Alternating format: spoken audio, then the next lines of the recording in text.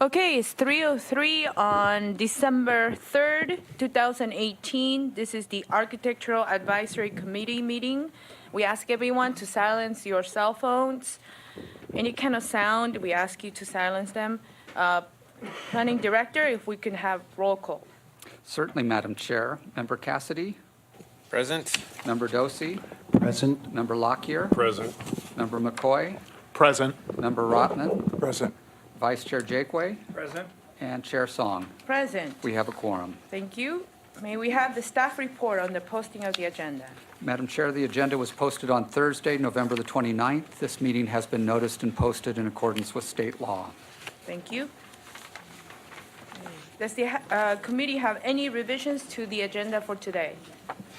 Madam Chair, I just want to point out that on item number 4, we will be joined by the Planning Commission Subcommittee, who has reviewed that project in conjunction with the AAC Subcommittee. Mr. Rotman, I believe you were the only member of the subcommittee who was there in attendance, but they will be joining us on item number 4. Thank you. Welcome. Do we have a motion to accept the agenda? So moved. Okay, do I have a second? Second. Thank you, Robert. All those in favor? Aye. Anyone opposed? Thank you. Since this is a public meeting, audience members are permitted to comment on any issue that's within this committee's purview. Comments on an item appearing on today's agenda are made at the time the item is presented. If you want to speak on an item that's not on today's agenda, you may speak now. Anyone here to speak on an item that's not on today's agenda? Okay, having seen that there's no one here, we're actually going to proceed to the meeting minutes from the last meeting, which is actually October 1st. Meeting minutes.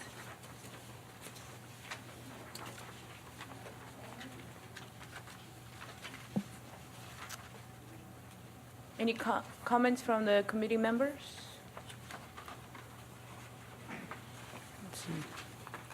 On the October 1st minutes, members Dosey and McCoy were not in attendance, so we'll just note that you are abstaining from voting on that item.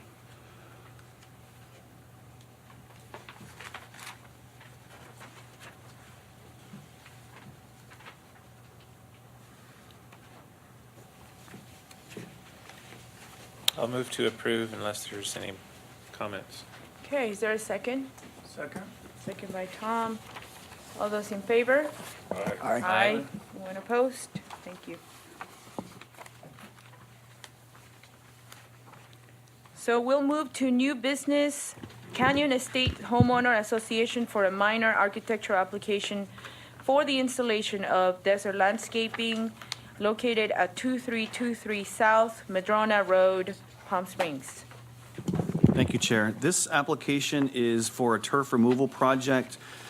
The city policy is if they're removing more than 5,000 square feet of turf area, that it be reviewed by the Architectural Advisory Committee with a recommendation to the Planning Director. So the proposal is to convert 16,426 square feet of turf area located at 3 sections along Sierra Way. One is at the corner of Madrona Way, one is at the corner of La Paz, and the other at Toledo Avenue. All 3 of these sites are fairly similar. The one that's on the slides now is a little bit different because there has been some turf conversion already occurred, and this is a photograph of what it looks like currently. So in this picture, you'll see that there's grassy areas along the street on both sides, and they're looking to remove the turf and continue with desert landscaping. So let me go back to, so once again, this is the proposed project. They'll fill in the planter area with plants that include desert spoon, Mexican grass, lantana, agave, Texas Ranger, and yuccas. So the other area that's in to be converted is La Paz and Sierra. Once again, this area in this photograph is all turf. There are some mature fan palm trees that will remain. There's an olive tree that will also remain. And this area will be transformed into several areas that have borders with decomposed granite in two colors, a gray and a tan color. And on this photograph, or this slide, you'll see other proposed plants, desert spoon, lantana, gold and purple, and I see some agave also. So the last area to be converted is the corner of Sierra and Toledo Way. This, once again, is an area that is all grassy area now with some mature palm trees which are to stay, and then some olive trees which are existing. So as stated before, they are proposing to add lychee and then the mentioned earlier plants throughout the site. So in your staff report, there are the architectural guidelines that the staff uses to evaluate these projects. We feel that it is consistent with our desert landscape guidelines that are consistent with the Coachella Valley Water District guidelines also. So that concludes my report, and the applicants are here. Thank you, Glenn. Questions for staff? Yes, Member Tom. Glenn, on the second one, Sierra and La Paz, there's a sidewalk on Sierra, and as it comes around onto La Paz, it terminates. Right now, people could walk across the lawn. In this new situation, they'll have to step down into the street to walk along. Is there any requirement for them to provide a sidewalk along there? Right now, there's no nexus for the city to go in and make them put a sidewalk in. So in theory, in this picture, you can see the sidewalk ends, and do folks walk on the lawn, do they walk in the street? La Paz is a local street, it's not a main collector, so traffic could be not busy enough to allow that. Yeah, I see it's the same situation in Madrona. Right. So, thank you. Glenn, about your comment on decomposed granite for Palm Springs gold color. Yes. On the gray that they're proposing, that's where you would like to recommend that they use the decomposed throughout? That's correct. Okay. And also, has the applicant shared with you the concept of bringing in gray or a third? No, they may want to comment that today. Okay, very good. Um, Yes. Glenn, I had Tom. an additional question. On the Madrona Sierra plan, it shows the existing concrete mow strip creating the actual edge of the design area. What is proposed on the other corner? Is this steel banding? Steel banding? Yeah, so Right. we also want to ask them how they plan to do that, yeah. So in this photograph, you can see the concrete sort of meanders through, and in the other plans, it's, will be the banding.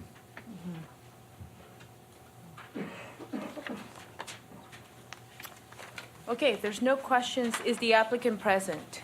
If you can state your name and your address.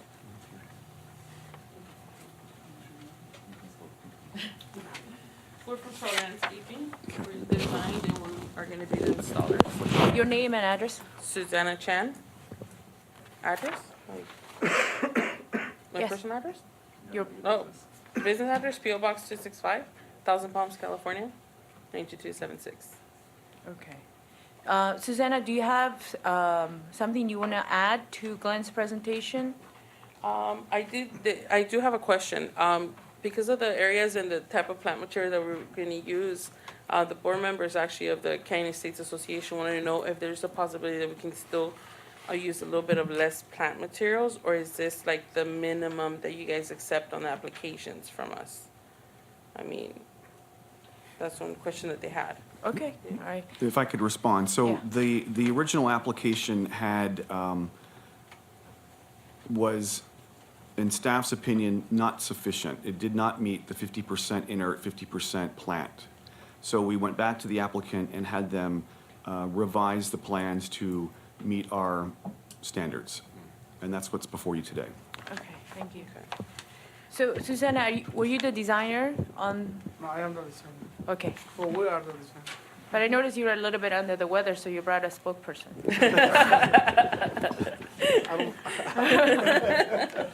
Okay, questions for the applicant? I'd like to start with Member John. With the stones that are proposed, the inorganic material, the boulder size is 1 to 3 feet, and there doesn't appear to be very many. Would you be open to adding some more boulders and perhaps increase the size? Like, we can increase the size, but since we are not, I mean, I wasn't, like, I don't feel like we need to add more boulders into the project. So that's why we have few boulders. And we're trying to stay within the budget also for the association. Okay. Then with the steel edging, have you completed projects with these kind of curves and these quantities of curves and Yes, Yes. been able to stake them and keep the edging yes. in place permanently? Yes. Yes, it works way better than the plastic one, Yes. yeah. That's things. Yeah, that's where we're going, that's where we're going towards. And then, we prefer concrete, but I mean, it's expensive, so we still with aluminum and it works really good. It's very modern too. Okay. Okay, all right, Member Robert. No questions. Okay, Member Tom from the other side. I guess in looking at the proposed design and how it works with the existing conditions is, and I understand their comment on possibly reducing some of the quantities of plant material. I think we want to maintain the quantities of material, but there's maybe the possibility of having a break between some of the species where there's a grouping of one type. You've created some groupings within the design, and perhaps you change the spacing or the elimination of a few plants to create a little bit of a break between, because just looking at it, there's a lot of plants, and as this matures, sometimes over the long term, fewer plants can give. But in addition to that, I think there's the opportunity to create some landforms so that they can display some of the plants in, you've created some focal points that those areas be raised, and that, again, I would agree with my colleague about that's where the boulders could work in, and even the opportunity, if people do walk along this way, to create a pathway within the landscape. It's a large open space that's just really becoming a visual space, and if you ever explored any opportunities to create some purpose to it, either. I know we can create the park pockets in ways, but like, once again, it comes to budget wise, and I don't think they're willing to go that route, like, it will become like way more expensive. Okay. But I mean, now, like, that, I look at the surrounding areas, and it will be like, kind of what is existing in the surrounding areas, so. Yeah, and some of the areas are just some older mature plants that are real, like specimen type accent points. I think the other. Tom, I think he's giving you an opportunity to create either a visual path or a physical path in which there is no planting on this path, but there is a story that presumably a person could pass through this area. But once again, I don't think if I do that, I don't think I'm gonna meet the 50% that are required. So right now, what I'm trying to do is please the homeowners association as well as the city guidelines. And if I go that route, because I had it that way before.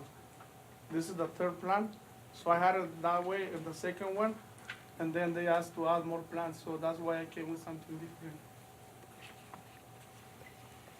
Yes, we understand, but we're giving you now a fourth time. So a four. Is he saying that you can Oh, yeah, I know, I Sorry, know. we can't, But that's the way it was before, on the second, and then you came out with the comments to add more planting. So that's what we did. right. And I am reminded, so this was a time for you to present anything on this project. I need to spend 2 seconds to ask if there's anybody here in the audience to talk about this project, and then we'll come back to you. So just stay there for 2 seconds. Is anyone in the audience here who would like to make a public comment on this project? If you do, then you have to come up here and state your name and address. One additional comment, too, is Yeah. that with all the delineation of this, with the steel edging, I know that that's a costly item. So Right. somehow, through the design process, maybe some of the steel edging is eliminated to save some dollars that would offset some of the additional landforms or If you boulders. see, if you see one of them, I try to do that on. You have to speak to the microphone, so If your you- valuable thoughts If are you shared. see in one of the corners, I did something similar to what you're requesting. Let me see.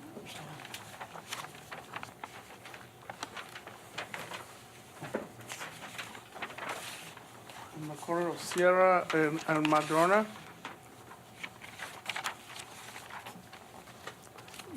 Right on the corner on the small area. What is it specifically that you did that? Specific what I did is I add more boulders, plus I use more like focal point and didn't use that many plants. So, and then the other one, it was similar, but then I was requested to add more planting to make the 50-50. So if you want me to go to that road, I can do that through the whole project. Okay. All right, so I understand you have a comment? Yes, I'm Christopher Broadwell, Brodwell. 2139 South Toledo. I'm on the board of directors. Okay. So I'm here with a couple other directors and our manager. And I just thought it'd be helpful to give you perspective of the community. We're 254 homes on almost 80 acres, and we're a PUD, so each home has its own lot lines. So the projects, and we've been the third highest user of water in our town. So we've been looking at opportunities to reduce water usage. These are, two of the corners are two of the largest open lot areas that we have available. And bordering those areas are homes in the community that have their own lot. These aren't really passageways to anywhere. We could create a walking path if that's what's requested. We'll do whatever the advisory board wants us to do. But this is our prime opportunity to reduce water in a large area. I live on one of the corners, and I really wouldn't want a path coming up into my own lot, or nor would my neighbor. So the Toledo and, well, I'm going to go to this corner right here. So that's La Paz and Sierra Way. So you see the home on the left, the home on the right. Nobody would want people coming in closer into their space. They have a side patio in that yard. And that's a bedroom. So we've kind of thought out that we don't want to bring people into the area. We want to beautify it. We want to keep our palm trees. We want to keep our specimen olive tree. But the rest would be a desert landscape that is just a visual. It's not a walking area. The other corner, which is just a trim area, it's all desert landscaped. One more. This is all desert landscape on the interior, and it was done a few years ago when what was expected was very different. We're watering that grass, which is going onto the sidewalk, which is going into the street. So we really wanted to get rid of that grass, and we were thinking of just adding rock in that area because we have a desert landscape. But if we need to put more planting in there, we will. But it's just basically to eliminate water in that corner, which is not doing anybody any good. And then we're all private roads within the community, so there are no sidewalks anywhere else. So I thought that might help you understand what we're doing on the perimeter, which is visual to the public, but everything inside is a private road. The city doesn't maintain it. We don't have sidewalks. We do walk in the street because we feel it's pretty safe. Okay, so I don't want to do the back and forth, yeah. but what we were trying to help is that if you create a visual pathway, not a public pathway, Yeah. but if you create a visual pathway, that's how you can eliminate some of the planting. Yeah. And so those are the tricks that we architects, designers do to create a story in which is not use, but the story goes in your head when you're looking at this.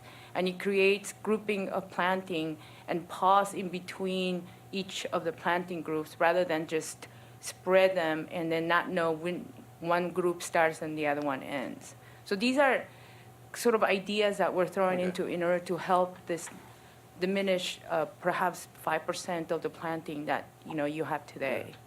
Okay. And I, from what you're saying and knowing what we need to do, I think there's a way of incorporating in that. So it's not a walk into the space, but maybe a pass through as you're going from one Excellent. sidewalk to the other sidewalk. Excellent. I get that. Okay. I get that. Any other public comments on this project so that we can ask more questions to the applicant? Okay. Sorry, Tom, can you continue? Just one other question. On the corner of Sierra and La Paz, the design ends at a line. Is that a lot line or a building? That should be the lot line of the, yeah. there's a house. Yeah, there's a house right there. There's a house behind. Yeah. You can see the little corner that would, of the lot line would end right here. And is There there, have been instances where we So you have have to talk gone, into the microphone, no one can hear you. there have been instances where we've gone into the lot line where the owner has approved us coming in, so we have one continuous landscape. is there an existing landscape at that point that this ties into, or is it a wall or a hedge? There is some old growth hedge, and it's actually a home that we now own due to a foreclosure. Oh, so, I just didn't know if Yeah. this design will Yeah. eventually continue or just kind of abruptly. In this instance, we could be going under the eaves there, so it looks one continuous space because the HOA now owns that property. On the other one, there's a patio there. Correct. Okay. Thank you. okay, Member Sean, question. I don't have any questions. Okay, Member Oh, Kenny? I'm sorry, I do have one question. Can you just verify some of the sizes called out on your plans, particularly the golden barrel cactus, I noticed? Most Looks, of the sizes are 5 gallons and 5 gallons and probably 9 inches barrels. Maybe I have like 12, 9 and 6 probably, but most of them will be 9 inches. okay. Okay, Member Kenny? Member Tom? Yeah, on the second two plans, in the inorganic materials, you call out a decomposed granite to match existing, and you also call out immediately adjacent to it, a decomposed granite that's gray. Are those truly different materials, and Yes, Why? one will be like gravel. The desert gold, it can be either gravel or just regular decomposed granite. The gray is decomposed granite, just decomposed granite. And the other one, it can be gravel or can be decomposed granite as well. okay, thank you. I'm sorry, what was your name again? Luis Sandoval. Luis, okay. So, Luis, you were not trying to create, for example, on that La Paz and Sierra, you were not trying to create the middle area to be gray and then the outer area to be a gold. I'm trying to do something like that. I'm trying to use 2 colors, a combination of colors. And the reason for that is because you want to break, I want to break between. I want to have a different look. This is like more mid-century modern look. I see. And the border or the separation between the two materials is going to be your aluminum. Yeah, aluminum steel. Okay. And is it chrome or is it? It can be any color you want. It can be green, but most likely will No, be. but what are will you be proposing Chrome. on this one? Or be like the gray color, chrome, or be chrome probably. I see. Okay. Okay. And so, can we go to the Madrona and Sierra exhibit? So in this case is a perfect example, I think, of what Committee Member Tom was mentioning, that you have on the bottom, you have the agave laid out evenly, and then there is one, how do I say it? What's a DL? Sorry. There's a Mexican grass tree right on the top, and then it transitions into the cactus barrel? Agave, Oh, the agave gemini-flora. Right, so, Committee Member Tom was saying that instead of covering equally the entire surface area, if you can actually create a little more separation as you go from one material to the other, then there'll be a visual break, and then, Remember, I did the second, and you requested more plant material. I don't know if we can go back to the other one, but like, Luis. I could create that. Luis, staff was the one who recommended. They haven't seen this yet, so Yeah, they didn't recommend okay. it to you. What they're Okay. proposing is to reduce the amount of plant materials, which would be less than what our standards suggest. But again, the Architectural Advisory Committee Yeah, has the okay, ability I can do to that. waive those standards.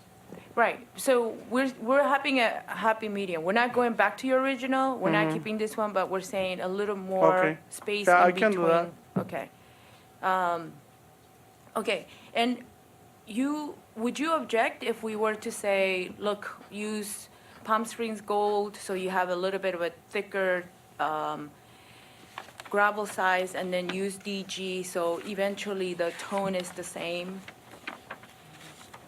But I was trying to get another, like the more mid-century modern look, but like, I mean, if I can probably change the material, if that what is requested. Because one of the questions is that if the overall hue is the same, then you may not need to have so many edging to separate between the two materials. Probably if we change the design, probably we won't be able to use any edging at all. So if I change the design, I won't have, but that's the look that I wanted to have in those corners. So, but if I change the look, I don't think I'm gonna need any edging. And then maybe we can up the size of the plants? We can do that. That was like budget purposes, but I mean, Right. I can do that also. We can use 15 gallons, 24 gallons. Just on specific areas, not everywhere. Yeah, specific Yeah, focal points. yeah. Okay, very good. Thank you. Okay, thank you.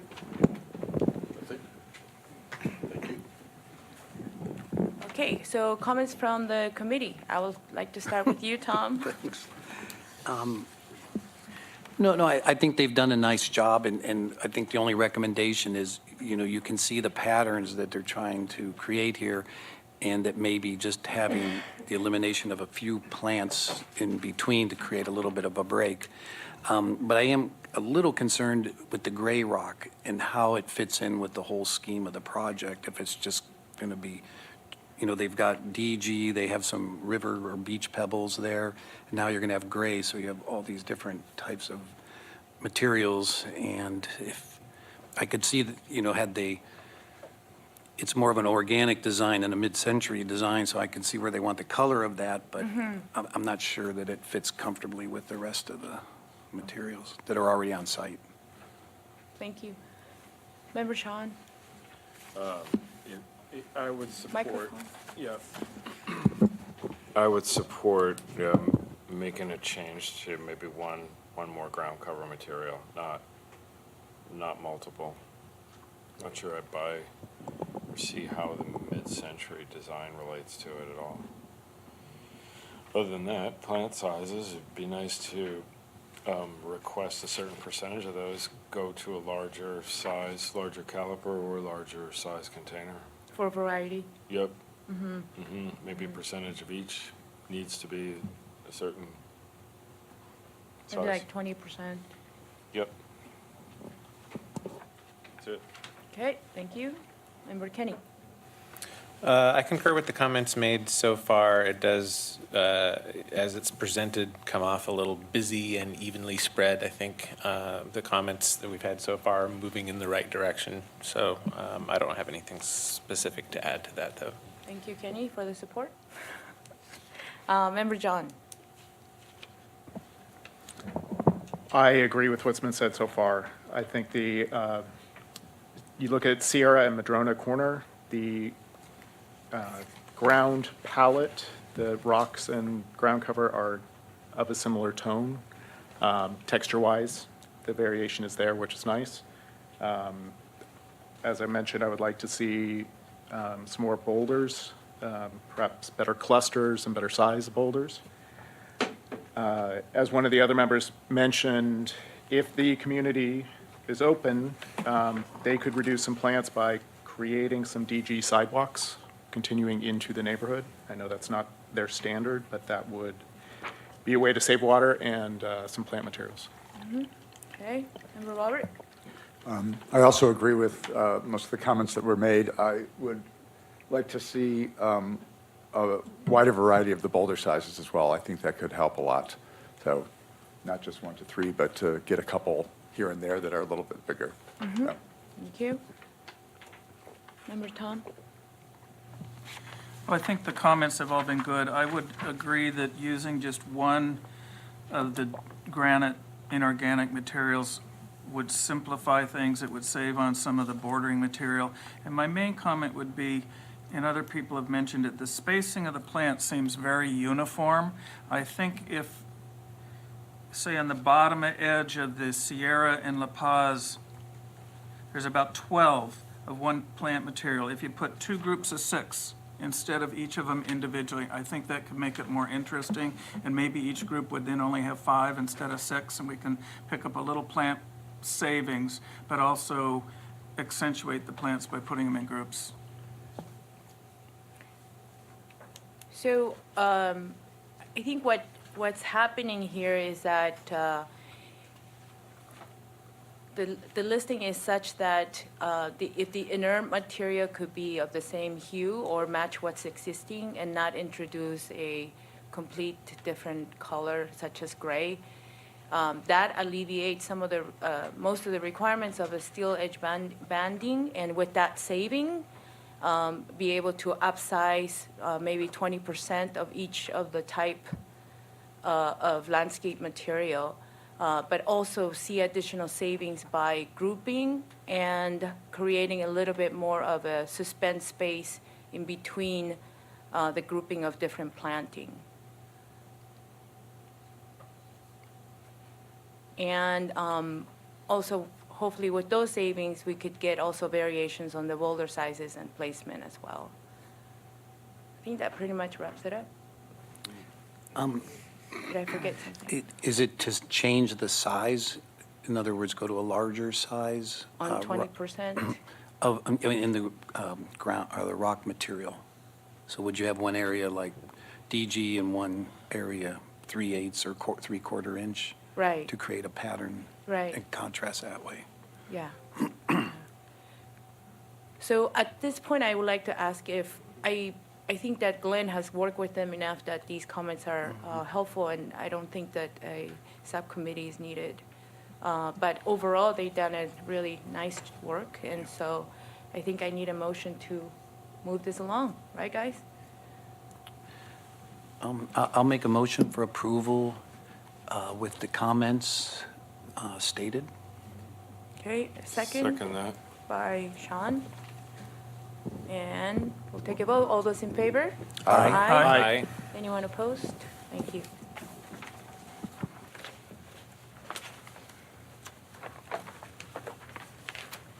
So for the next one, we have to excuse Rob.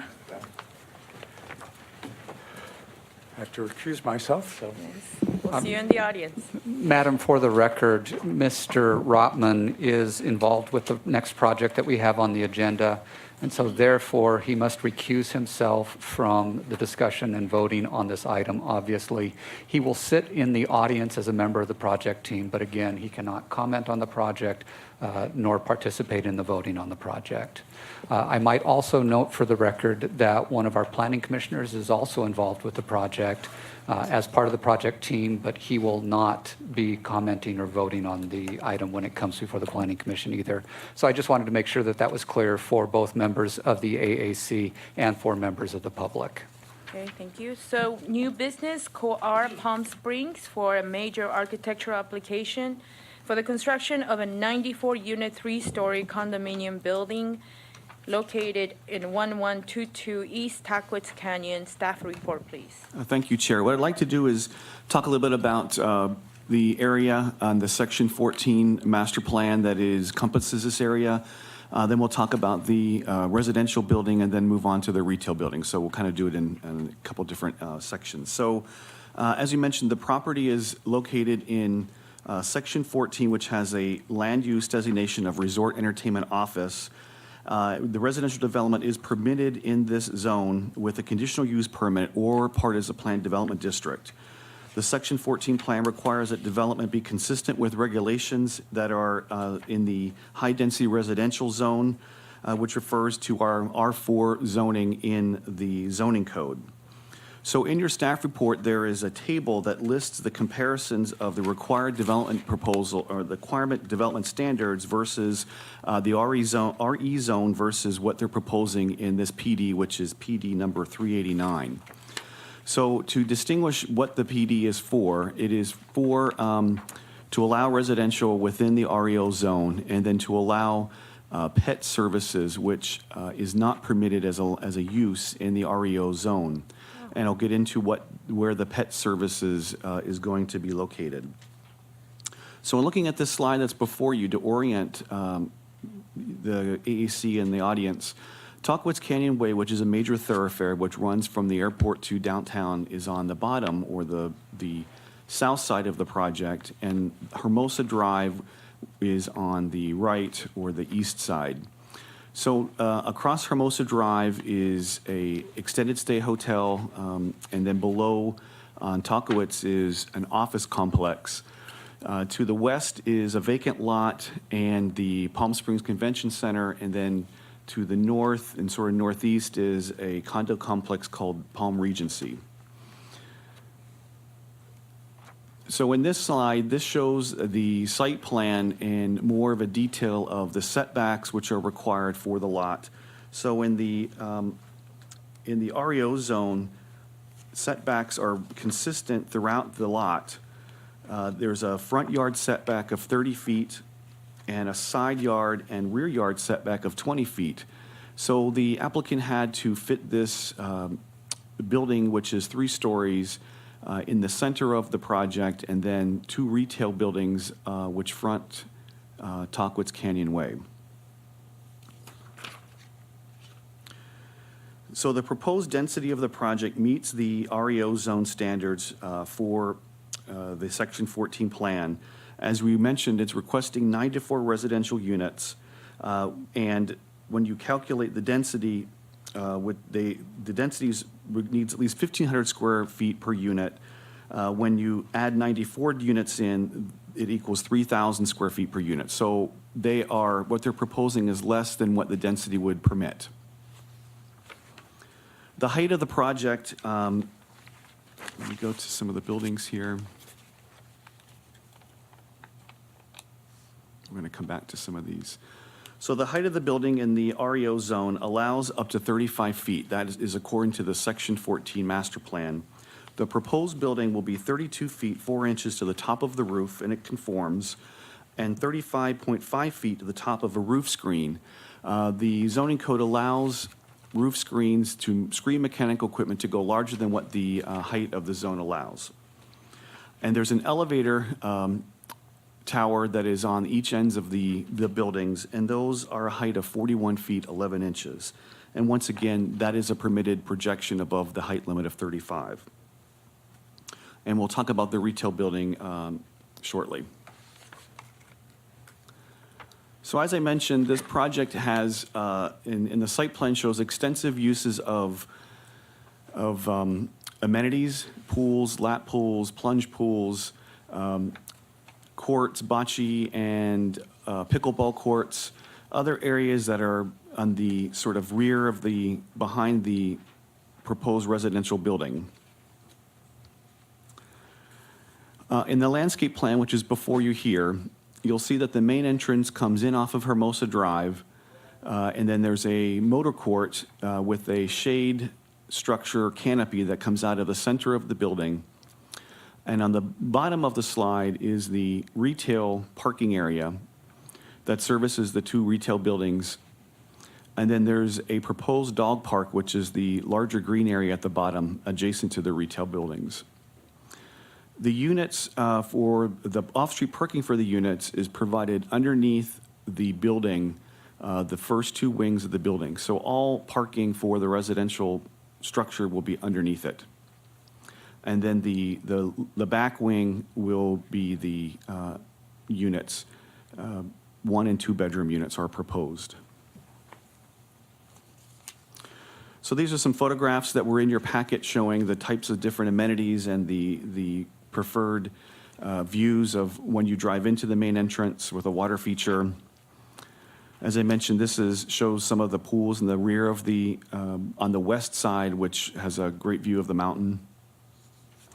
This is a view of the pool area. Another view of the pool area.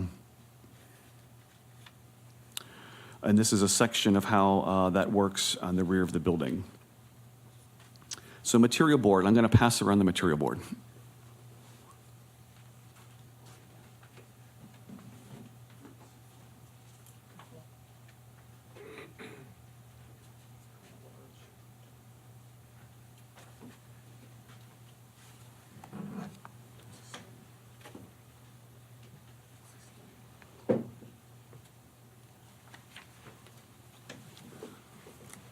So parts of the material board include natural ashlar stone, which will go on the first floor and up the elevator shafts, Corten steel metal siding, stucco, which is a white smooth.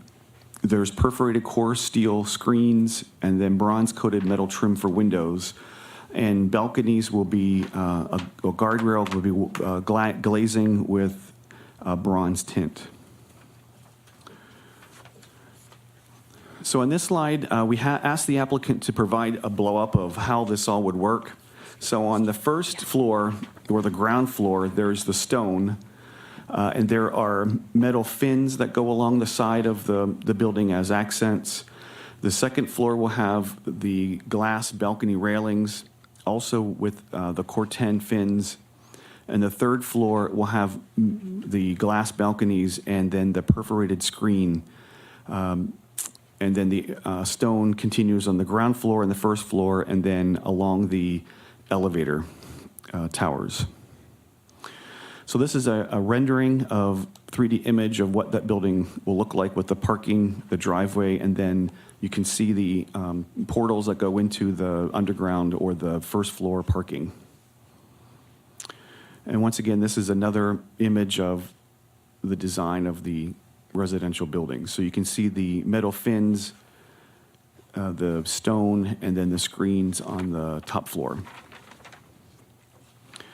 In your packet, there is some floor plans that show the design of the project. In the core center of the building, this is the first floor. There'll be a restaurant that will service the folks that live in the space and other different amenities. The second floor has some service-oriented uses, and the third floor has a theater and a fitness room and gym and a yoga studio, and then other service uses. I wanted to show this slide. The roof plan is showing solar panels on the roof. A slide of the units inside the building. And once again, back to the landscape plan showing the pools within the site, the courts, and how the center operates. So if I could talk about the retail section at the very bottom along Takowitz and Hermosa. The first plan that was submitted, the applicants had a parking lot at the corner, and staff felt that the building should be shifted over to provide an edge of the street, and that's what's before you today. So the retail building, the materials are very similar to the retail is very similar to the residential building. It's white stucco with the Corten panels, and then the retail glazing system that will go across the front. And there's both front on the parking lot side and on the street side. And with a horizontal canopy that will extend over a courtyard that joins the two buildings together. And here is a design image of what that will look like. You'll see in the very third image there, it's kind of hard to see, but it shows the dog park. And in this image, you'll see that the dog park is on the left-hand side of this building, and there's a design of the dog park fence. And staff would like to remind the AEC that the Section 14 specific plan has guidelines as to fences and walls along that front along Takowitz Canyon Way. The plan says that any fence that is longer than 25 feet needs to be broken up in different, whether undulates or there are columns or something that breaks up the linear street frontage. So this is an item that will have to be looked at in a future date, whether it's the material or the type of how it's designed.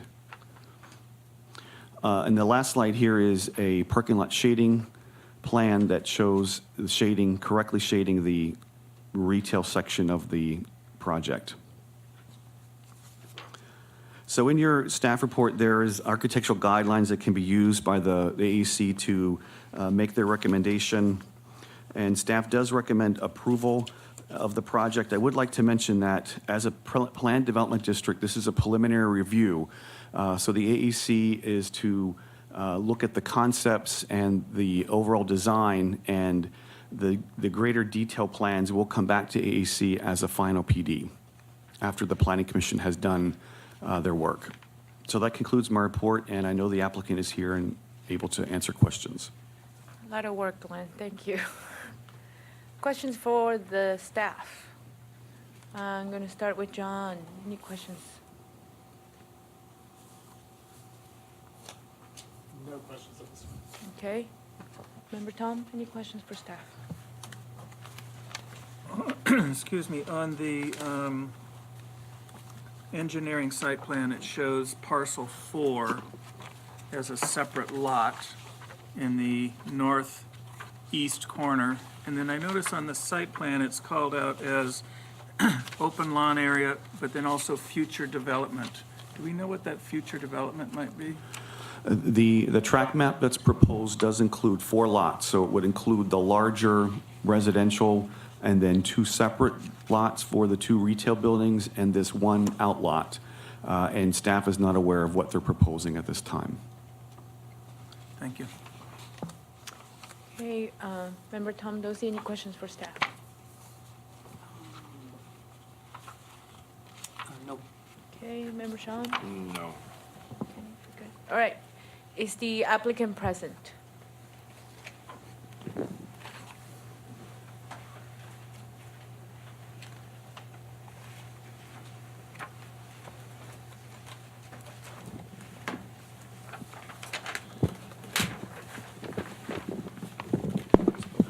Thank you, Madam Chair, members of the committee.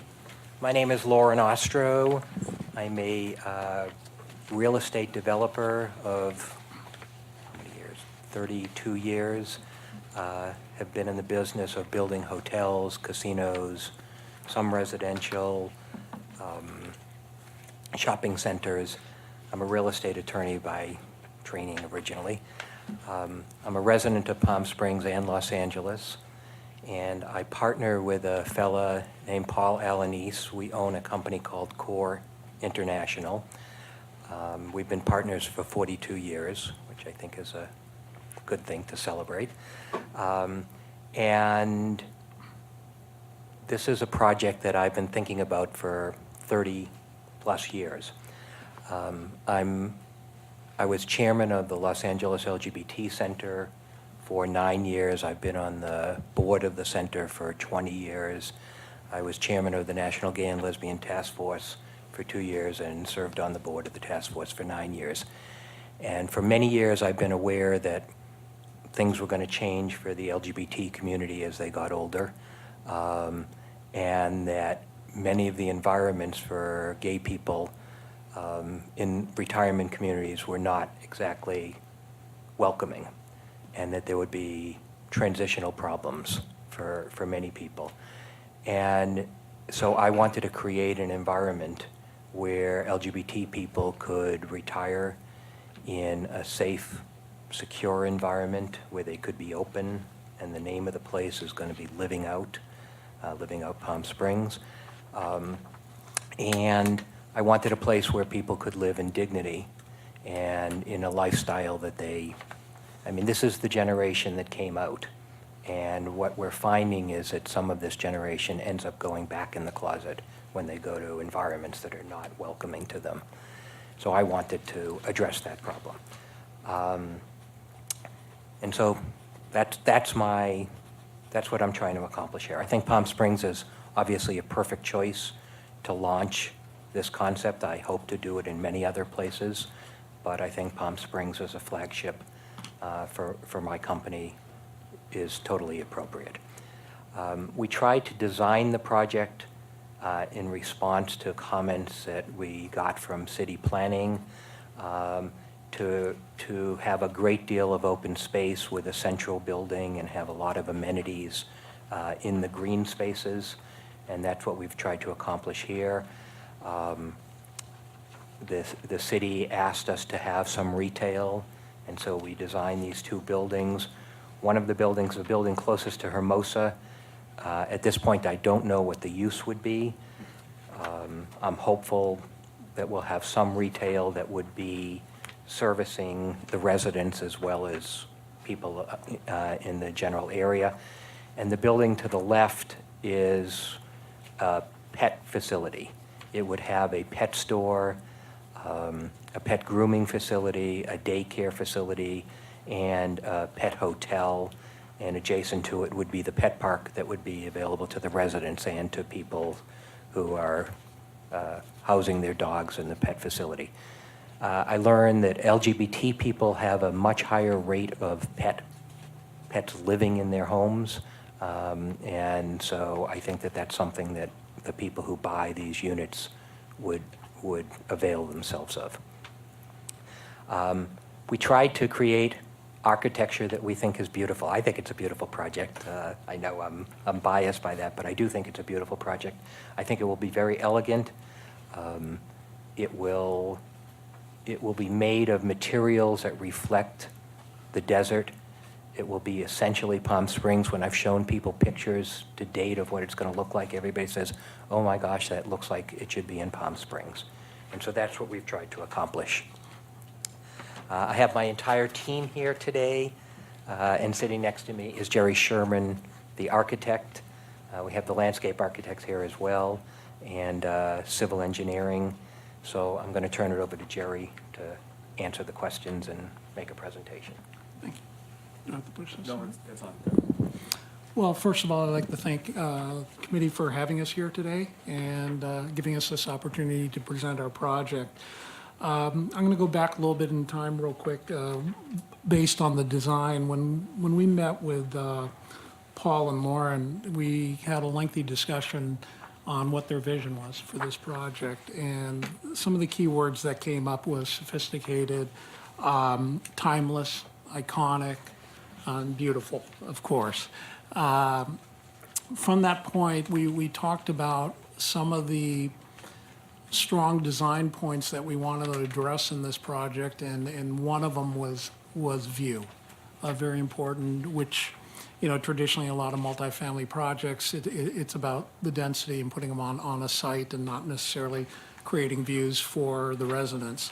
And so as we were looking at the site and looking at the surrounding mountain ranges, we came up with this concept. We call it the spoke concept.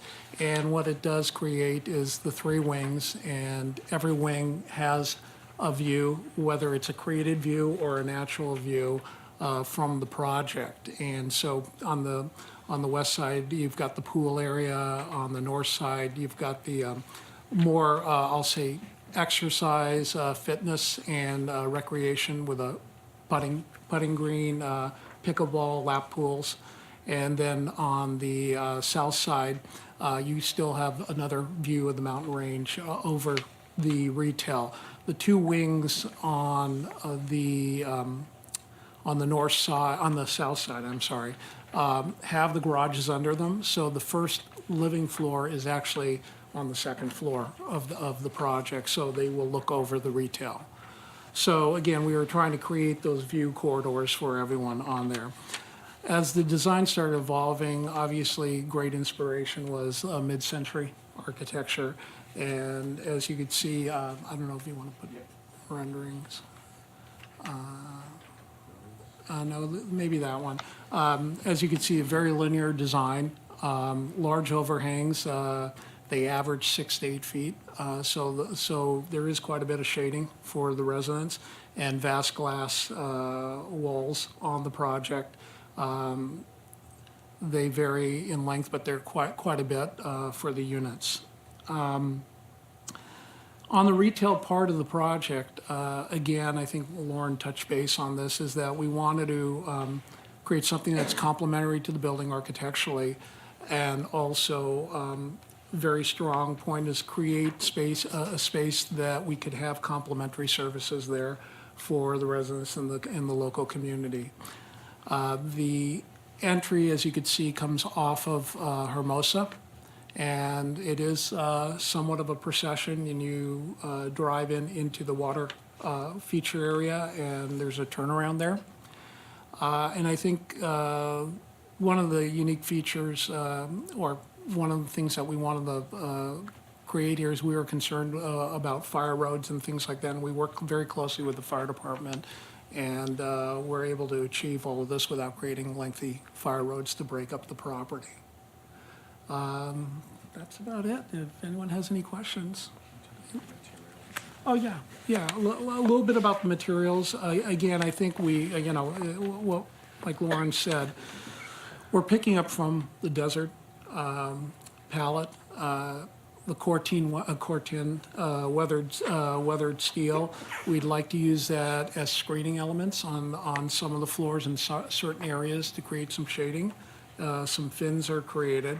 The stone, again, we wanted to pick up a stone that was complementary to the area and didn't want to clad the building completely in stone. We wanted to break it up, and that's why you see the stone towers, as we call them, that break up that horizontal elevation. The plaster, again, it is a smooth plaster. It'll be a light color. It's kind of a creamish color that we have. And the window systems, bronze glazing. The other thing I wanted to mention is that we did create glass railings and designed glass railings for this project, and one of the reasons why is to create that indoor-outdoor space and still reinforce the views from the units. So there are extensive glass railings around the project. I can bring up the landscape architect. Okay. Landscape. Do you want to step there? I could sit back there while they're.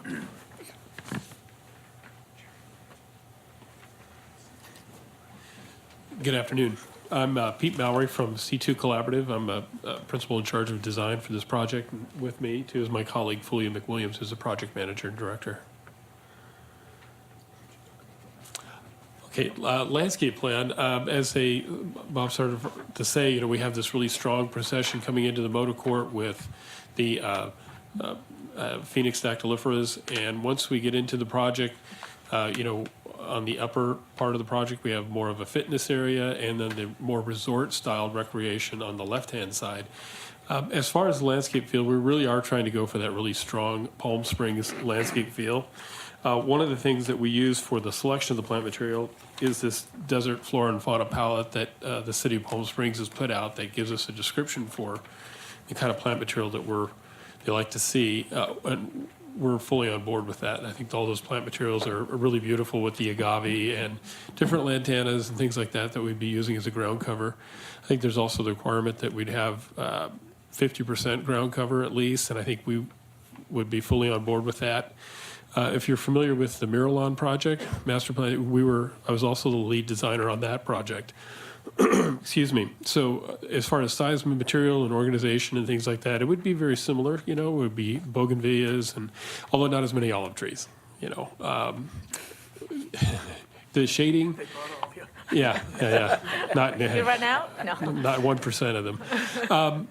We'd be using a lot of the desert mesquites and palo verdes and so forth to create shade. That would be the bulk of the plant material. Really be that have that desert character and be very bulletproof.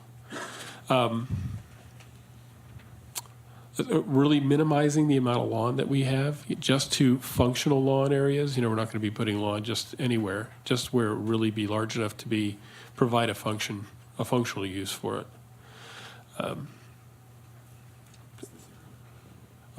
The upper area that the staff just pointed out is a event lawn area that ultimately could potentially be another use, which I think the owner would want to speak on. I'm not sure exactly what the future plans of that particular architecture is going to be, but for now it could be an event space for different parties or festivals or events, or, you know, this is going to be a really active community, and they might have, want to do a grass volleyball tournament or something else, or have a little concert in the park, and that's a perfect area for that. And on either side would be large shade structures, so it could host some kind of an outdoor dinner, picnic kind of thing. As far as the pool area on the left-hand side, we're proposing built-in cabanas, and there's like a beach-style entry into the pool. Also, too, we're proposing a sand beach around the pool with the cabanas and so forth to minimize the amount of hardscape that's hard. You know, too much hardscape, it gets so hot during the summer. So if we can use some sand and more porous material that will help keep the temperatures a little cooler. We're putting palms right in the sand as well. There's a lot of little social little fire rings perhaps in there too.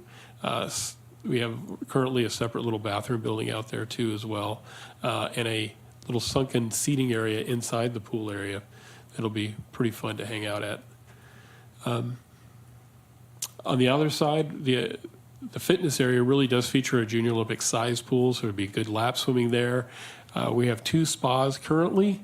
One could be a hot and cold kind of thing, more therapeutic in nature. That's the 2 areas we're looking at below the lawn area. And then to the left of that would be the pickleball and bocce, and another large shade structure with barbecue and counter and so forth. No, yeah, I think the trash areas? Okay.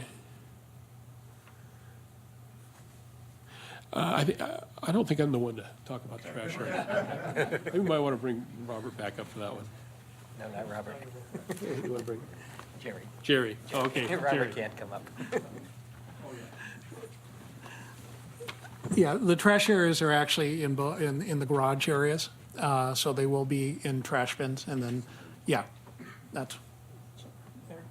And there'll be trash chutes in the building to get the trash out and recycling. Okay, thank you. Is anybody here to comment on this project? All right, thank you. Okay, so questions for the applicant. I'd like to start with John. Right now? Sure. Yeah. I like to make one correction. The project size is actually 95 units, not 94. I wanted to correct that.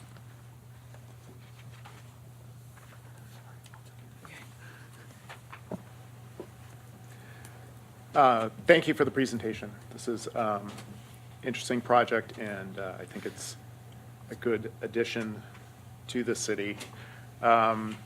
With the with the dog area on Tockwitz, and the retail building area, I appreciate the quantities of landscapings and things, and I know signage is not part of this today. I just want to give my personal hopes that that quantity of trees and things will remain. I know often people will look at it and say it's hiding the building, but I think along Tockwitz, having that softening there, I appreciate that. The trash that you mentioned, what, getting it in and out, how are you going to, hours and transfers and things, how do you not affect the residents? And then also the large field that's on the separate lot, that is artificial turf, correct? Yes. Yeah, that heat buildup on that in the summer is extreme. You mentioned you were concerned about heat, so those would be my current questions. Okay.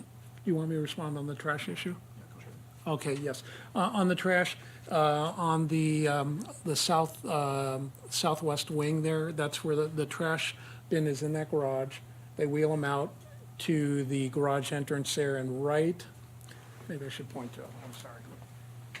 They would wheel it out. Jerry. Use the microphone. Oh, I'm sorry. They would wheel the trash room is right here centrally located, so all the residents could use the trash chute to go down. They wheel it out to here, and that's what this zone here, it's a loading zone for general use, so trucks would come up there and pick it up and then leave. And again, this is one of the wings at the first floor is a garage, not residence, right there. And deliveries will all stay here too for the project. You want to respond on the lawn area? Yeah, I can tell you on the lawn area, that's a separate parcel. I don't know what the use is going to be. I at first thought that it might be for an assisted living wing eventually, but the movement in aging today is to age in place. And so I'm working with some local providers of home care who are culturally competent for the LGBT world. So I don't know that an assisted living facility is the right thing. It may be a different kind of a memory care facility, but I think I have to play this out because, it's not a traditional CCRC where you move from independent to assisted to memory care. It's independent with home care, some kind of home care. And so I have to play that out before I make a decision as to what the appropriate use for that is. Any other questions? Okay. Member Tom Dozy, questions for the applicant? Thank you. It's a very nice presentation and package with all the graphics and renderings. The question I have, I was wondering if you could walk us through the design and the choice to have the main entry off of Hermosa versus Tockwitz Canyon.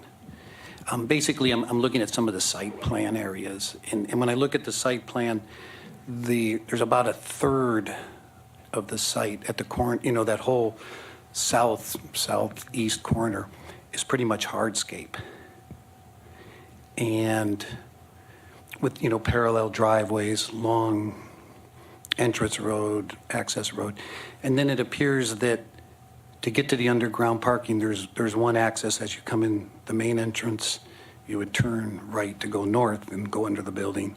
And then the other one is kind of on that west wing where you go down there. And it's really accessed from two separate drives. So I guess when I look at Tockwitz as our main thoroughfare, that's kind of like the entry point. So if you could just run us through your thought process on the layout of the parking area, the drives, and how that decision. Sure. Well, when we were when we started looking at the site and trying to determine what were great access points, and I completely understand and respect that Tahquitz is the main thoroughfare, but one of the issues that we were looking at is to try to create a little more private entrance, since we did have a retail component. I think the retail component was part of the driving force. We originally looked at commingling both driveways, and it really didn't work for this product type. And what we were looking for, we wanted to make this, since it was condos, that's another thing, since it was ownership, pride of ownership, and all of that. So we did try to create this more as the private entrance on here. And to address your question about this driveway versus that, was just purely a function, again, of some of the commingling. It was a real difficult decision to make of, how do we start separating this? Because we do have the retail parking in here. And so this was kind of the compromise between the two, is how we got to that point. But I do understand what you're saying. Okay, thank you. Can I also say that I think the city was recommending that we have entrance from Hermosa, not from Tahquitz. Okay. So that was one of the reasons. And I guess we can discuss it, but I think I see some opportunities where my thought process is how do we bring some more greenery along the face of the building to those, that east wing and then kind of that southwest wing. And I think there's an opportunity there. There's a lot of hardscape and parking and asphalt, and I think there's some opportunities maybe to reconfigure it and really have it still work well with the retail area that you'd like to have. And I think the other is addressing the corner of Tahquitz and Hermosa. Right now we kind of have a corner of a building and some trees, and the property to the east, it's kind of their, they have entry corner and sign, and then you go further down Hermosa, and then there's the entry there. So one of the drives appears to line up with their entry, but then the further drive to the north doesn't seem. So that might need some study in that area. Thank you. Tom, is that it? Okay, no landscape comments? Member Sean, questions for the applicant? So, hello. What are the hardscape materials that you're proposing? Well, this is Lon, okay. I'm going to bring up the landscape architects as well, but we're looking at obviously colored paving for some of the areas. And we're still dabbling with that a little bit as far as the... Yes, that's exactly right. And I think for the vertical materials throughout the site, walls and fences and so forth, we want to be very consistent with the architecture. The architecture is super cool with the stucco and the Corten steel. And, one of the comments that were during the presentation, one of the things we were talking about is this dog park fence and how it needs to be broken up some. And it's right now it's a Corten mesh, but that can jump back and forth, pull back and forth. But maybe we can incorporate some of the similar Corten panels that are in the architecture into the wall as well. So everything we're going to do, we're going to really take cues from the architecture. As far as paving, it's going to be sand, in the beach area where people would walk and recreate on, and we're going to use concrete and some concrete pavers probably. So, we want to be consistent with the architecture and have a really nice, well put together look. What kind of hardscape, or what kind of concrete and finish are you talking about? Oh, it would probably be like a top cast, nothing too coarse, nothing that would have an exposed aggregate that would be rough on the feet. But if you're familiar with the top cast material, it's a chemical that keeps the top part of the concrete from setting up, and it would be, probably more than a 5, which would see reveal the fine sands of the concrete, to something a little bit more coarse, but nothing that would expose rock that would be hard on your feet. Because in the pool area, you're going to be walking around barefoot, so you want it to be nice and smooth, but still have good traction, obviously. So. And that makes sense. Yeah, it's like a light acid wash if you're familiar with that. Mm-hmm. So, and the paving material at the entry and the roads, did you say pavers? I think the road, we're still looking at that. The roadway will be, there probably will be some concrete in the roadway as we get further in the design. And then I think we're going to have to look at other materials. Obviously, we don't want black asphalt out here. Yeah, but if the motor court, you know, concrete pavers are cast in place, more likely pavers than cast in place. But, you know, it's still a budget thing too, you know. We're still at a point where we're still working with the budgets at this point. That's why we're at this preliminary stage and we're trying to get these materials all nailed down through the budget. How accurate is this rendering on this page as far as and just so everyone can see, I'm talking about that. This one, right? Yeah. Yeah, that one right there. Is in terms of the water feature itself and the landscape materials. Mr. Lockyer, if you could pull your microphone closer. Yeah, sorry to about you. that. How accurate is that rendering in terms of landscape materials and that water feature? Well, this is a very, very preliminary concept. And the way it was derived is from the porte cochere going into the building. You can see there's some similar architectural elements. The water itself coming out of that is probably enhanced a little much because we wanted to be able to see it in an 11 by 17 rendering. When you're out there, you don't have to have that much water flow to be able to see it. But as far as the plant material, it looks like we're showing some agave and some kind of a ground cover around it, like a lantana. And I think that's fairly accurate.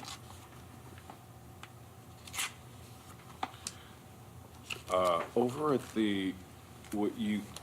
what you call the open lawn area, I see something about artificial turf in that area, though?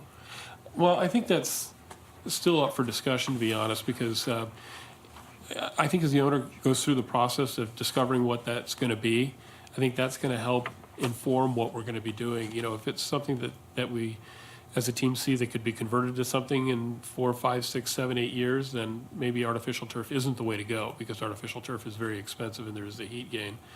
But if it goes longer, then maybe artificial turf is. So I don't think we can really definitely say one way or another. No, but I think we would be very open to look if we had to put, you know, some lawn area in there, you know, natural lawn opposed to artificial turf. Absolutely. Just give me 1 second here.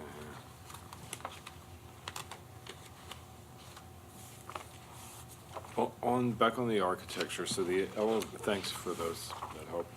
The elevations, what is the Corten material, the Corten screen rather? How is that? I saw some examples up here of what almost look like an expanded wire lath catwalk Yes. material. Yes, if you look at the board there, and I apologize, it's not up there, but it is going to be like a chevron pattern. It's a Okay. laser cut steel panel that will be out of weathered Corten steel. And that's on the condominium buildings only? Yeah. Yep. And maybe a quick question for Glenn. Are we reviewing this building currently? Or did you say? Yes. Okay. Yes, you're reviewing it. Could you explain this building a little bit more in detail? Okay. Materials and Okay. plan and stuff? Absolutely. Yeah, again, and I think it was mentioned, Glenn mentioned it earlier, is that we wanted to complement and stay within the same vernacular of the architecture of the residential building. And so again, it was a linear approach of mid-century. The materials that we have, it is a smooth stucco that we have on the residential building. These areas here will be Corten steel panels that are more similar to what's on that board, on the wall there. Where it will be a flat seam system on there. And then the storefront system will be bronze aluminum with bronze glazing. And in some areas, there most likely will be spandrel glass depending on what retail shop goes in there, where they might need some areas where they don't need all the glazing. But again, part of it was to create more of an open retail look to it. And that, I know the comment came up about the building at the corner, and that's one of the reasons why we put so much glass on this, is to create some transparency and not make it look like a standard retail box store. Is there a plan in your packet for the interior of those buildings, like a floor plan that you've committed to? Well, Make there's an not improvement? a true floor plan of any demising walls in there other than a big open space, and there are bathrooms in there. We have to provide the bathrooms by code. Mr. Lucker, there is a plan, a floor plan in your packet. I don't have it on a slide, but it's the third page from the end.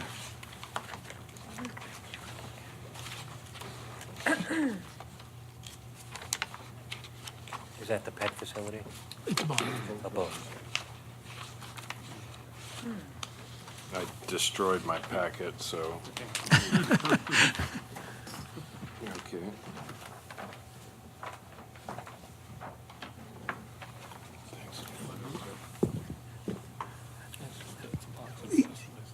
Yeah, and the larger building, which was going to be the pet services, we've put some demising walls in there just based on some real early discussions. What the function is.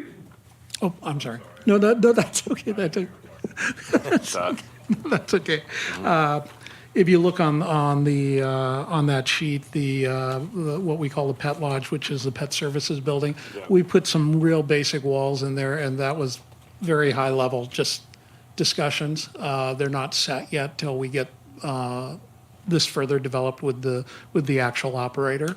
And then the other one, we just showed that it could be 3 retail shops. It doesn't have to be. Could be 1, could be 2, or it could be 3. Okay, And then the unisex bathrooms that are there. thank you.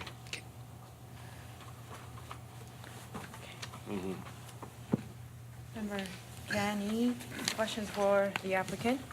Hi, Mr. Ostro, I think it's got to be gratifying to see something that you've thought about actually coming together on paper. I think working with your team, you've done a really great job of I'll call it the long and low architecture. I think it really does fit well into Palm Springs in a lot of ways. I anticipate this being so successful that you're going to have a problem. I hope you're right. I think the problem is going to be that it's going to be a huge destination that a lot of people are going to want to come and visit their friends that are staying there, hang out with them at these really fantastic pools and play bocce ball. And the couple of questions I have are kind of based around that. One of them is, do you anticipate or hope that retail space at the corner or elsewhere would become a restaurant? No, No. no. We have a restaurant in the facility itself. Right. There will be a really nice restaurant, and it's for the resident use, but if they have guests, they could So certainly bring guests, them. they could bring guests, Yes, they but could bring the guests. public, the general public couldn't come and dine there unless they had a friend that was staying there. No. Okay. And when the friends come and visit them, have you planned for guest parking? I'll turn that to you. Yeah. Yeah, the guest parking is actually behind the retail, all those areas there. And that's why we created these entry points, so we have the guest parking intermixed in here. Okay. So basically you'd be combining guest parking with the retail parking? Yes, yes. Okay. I think it's going to be so successful, you're going to need more than that. But obviously, that's down the road perhaps to contemplate, because Let me also say that if a restaurant company came to me and proposed a really lovely some restaurant, sort of they might- cafe or bar or I'd say something, fine. I'm seeing everyone want to go here. The other question that I had was thinking about the flow and how the residents would move about the property. The one place that I had a question about was a pathway to and from the dog park. Have you thought about how people would get from the building into the dog park without walking? I mean, obviously, they're going to have to go across the parking lot, the driveway at some point. Can you but- answer that? Yeah. Yeah, I think I can answer that. Set that down. So the primary exit for residents is out this porte cochere, so we've provided for a sidewalk that would walk all the way around through here and then cross over. And this, in our current plan, when you look at an enlargement, I think we might have one in here, shows that this would be probably a concrete crosswalk, so it looks different from the road. So it's obviously some place where you'd want them to walk, and they can walk straight over to where the pet facility is. And the entrance would probably be over in this area right here. We Walking do have directly a back. secondary one on that side, too. Oh. Oh, yes, Go that way, too. yes. But they'll Okay. have to cross, there's no question. Right, right, but you're creating a visual path at least across that parking lot. Okay, that makes sense. I think that was the only questions I had. The rest are comments for later. Okay. Member Tom, questions for the applicant? Well, first I want to compliment, it's a great addition to the community. The retail building seems so separate from the rest. It almost looks like two different projects. Was there any attempt to somehow connect the two buildings, connect the retail to the condos, or somehow make them seem a little more as one overall project versus a totally separate building? I can address that. No, because the idea of the retail, from the city's perspective, was to have it be retail that would be open to the public as well as to the residents. And I wanted it to be separate from the residents. I don't want it, where it's imposing on the residents. I want it to be something that the residents can avail themselves of, but not have people coming in, to buy something at one of the places and be in their home. That's why I tried to keep it A separate. question to Glenn, and I'm sorry I didn't ask this sooner. I read the Tockwitz, the design concepts that the city has. Are they truly required to have two separate, or to have retail businesses there on Tockwitz? Right, in the REO zone, it's a mixed-use zone, so how we are allowing the residential is to have a mix of uses, which is the retail and the residential. Okay. And back to the architect, am I reading the drawings correctly that there's two separate garages that are not connected? Correct. And also in each of the garages, about a third of the parking is tandem parking? Yes. Okay. Let me address, yeah, connected, yes, as far as vehicular traffic, they are not connected. As far as the guests and the pedestrian, the central core, you could actually go into each garage from that. And then finally, the stone that you're proposing, it's the one thing that seems to me a bit out of place in the design. I love the metal screens, I love the horizontal architecture, and that seems kind of old world to me. And so much of Palm Springs, when they went to an additional accent material, it was a sort of a concrete block or a stone that was a gauged stone modular piece. Was there any concept, or have you thought about other materials for your hard surface other than this random stone? Yes, actually, we were looking at it, and one of the reasons why we were leaning toward the random stone was because it's a very linear building, and we wanted to break it up. And when we were looking at gauged material, you started losing it in the architecture with all the lines. And so by introducing the more random shape, it created those vertical towers that we wanted to break that up. But I think, we're at a point where we still could look at other materials. Not other materials, but other stones, I Right. should say. And go ahead. And I would say that when it was presented to me, with the idea that it would be connected to the mountains. That's what it was a reflection of. I like that idea. The laser cut metal that you're showing here, I think, is very handsome. This metal looks very industrial. Exactly where are the two different metal screens being used? Let me clarify, on the rendering or on that sheet? Okay, yes, I'm sorry. Those are flat seam panels. They only occur on the retail spaces.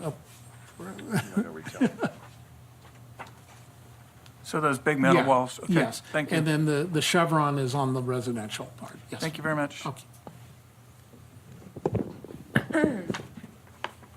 So, if we go back to the site plan, let me start with the north side. sort of the north wing of it, it has the extended backyards to those units. Those are the more ample and more spacey. And what I'm stricken by is that specifically to this, to the west side of that north wing, it follows by this linear sidewalk, probably about 5 feet, 6 feet away from that low wall edge. And then from there, you have what I call the entertainment pool area. Why so cramped? Why not give them more relief? Because those are, I would say those are the more spacious and probably the top of the line residential zone.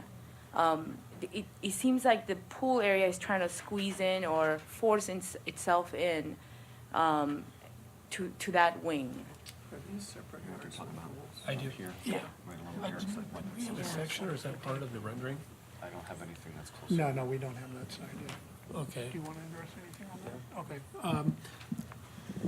Okay. Very quickly, on, Because oh, I'm sorry. perhaps, no, not your fault, but where you see zone 11 with the bocce court, do you see the sort of the terracing, not terracing in elevation, but in scope, what you have done is created this tree linear lines and, bocce court is much more low in activity. So that kind of goes along with what you're proposing on the outdoor. But on the other side, it seems like either you want to be quiet or you don't. And there seems to be quite a bit of a tension there. Well, yeah, I think for the next go-around, we can address that in more detail. But what I will say that with that 6 feet of planting and a taller wall, I think there will be a certain amount of adequate privacy for your backyard. And then on the other hand, there's going to be a certain number of people that are going to be there. They're going to want to be next to the party. They're going to want to be close to the pool and be in that activity. So, but we will definitely address that in more detail the next time around. I agree with you, but I think that if you look at every single exterior facing of this building, either you have the street or you have something programmed, and there's not maybe a percentage of where it's just left to its quiet zone. Yeah. And that could be really the opportunity where you can address that. I think the pool area is beautiful. I think it could reduce itself in order to create that area there. The second thing I wanted to ask you is that I know the outline and I know the shape of the building is very strong, but I don't see that you spent time in addressing how the southwest corner comes down and addresses or responds to Tuckwitz. It's just the stairway and then basically the short end of the building. And really that's your first impact on Tuckwitz. No, great comment. One thing I wanted to add is and I think, Len, you mentioned it, but there are elevators in these two towers, and one of the reasons why we didn't have them originally, we added them, and it's for residents, for move-ins, so that they're not destroying or coming through the main lobby area of the building.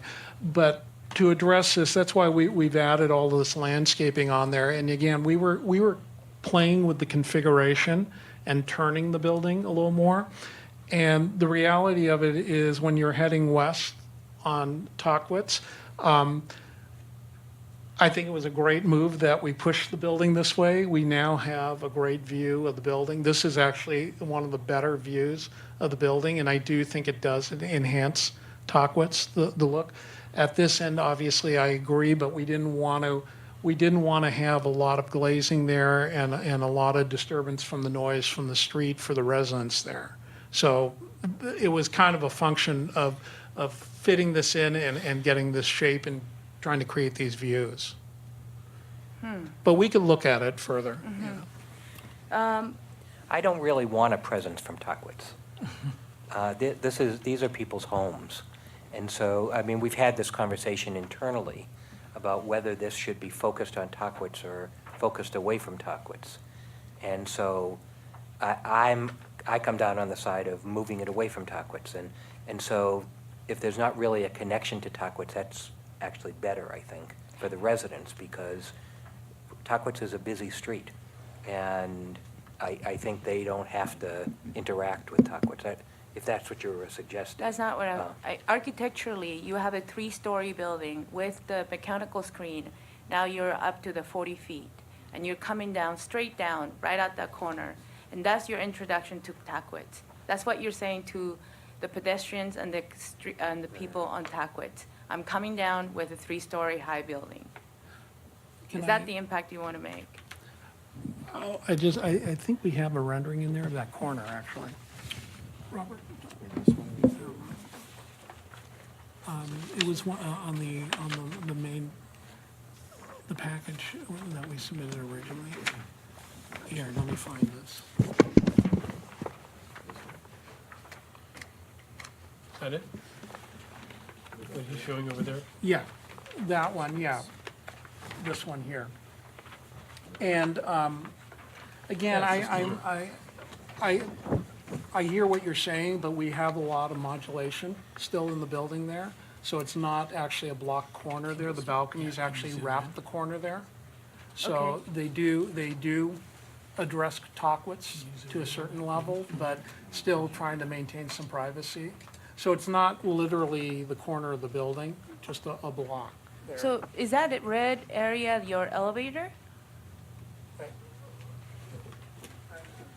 This is, no, here's the stone tower. right here. Is that the elevator? That's the elevator in there and stairs. And then we have some Corten steel over here. Okay. And these are the balconies that wrap the corner there. So it's not, it's not literally the corner. You need to use the mic. corner. Oh, I'm sorry. Sorry about that. It's not literally a square corner. Okay, so the elevator, I'm sorry, the elevator is wrapped with stone veneer. Yeah, And then, I see, east of that, we have some Corten steel. We have a slit window for the stairwell landings there. So there is glazing right here. So stone, then glazing, and then you hit the building, and then there's some Corten steel there. okay, so there's something in the floor plan that's not reflective of the rendering. Yeah, yeah. I was ready to say that, I'm sorry. And then at this area, in the plan, the kitchen, I don't know if you have that plan on the C unit, I think it is. The kitchen actually pops out on the building there, and that's where the Corten is. Right there. This one will work. So on unit C1, on the plan there, that's a corner unit. Staircase would be right there. Do you have that on the screen? I don't have it on the screen. I think so. I have the other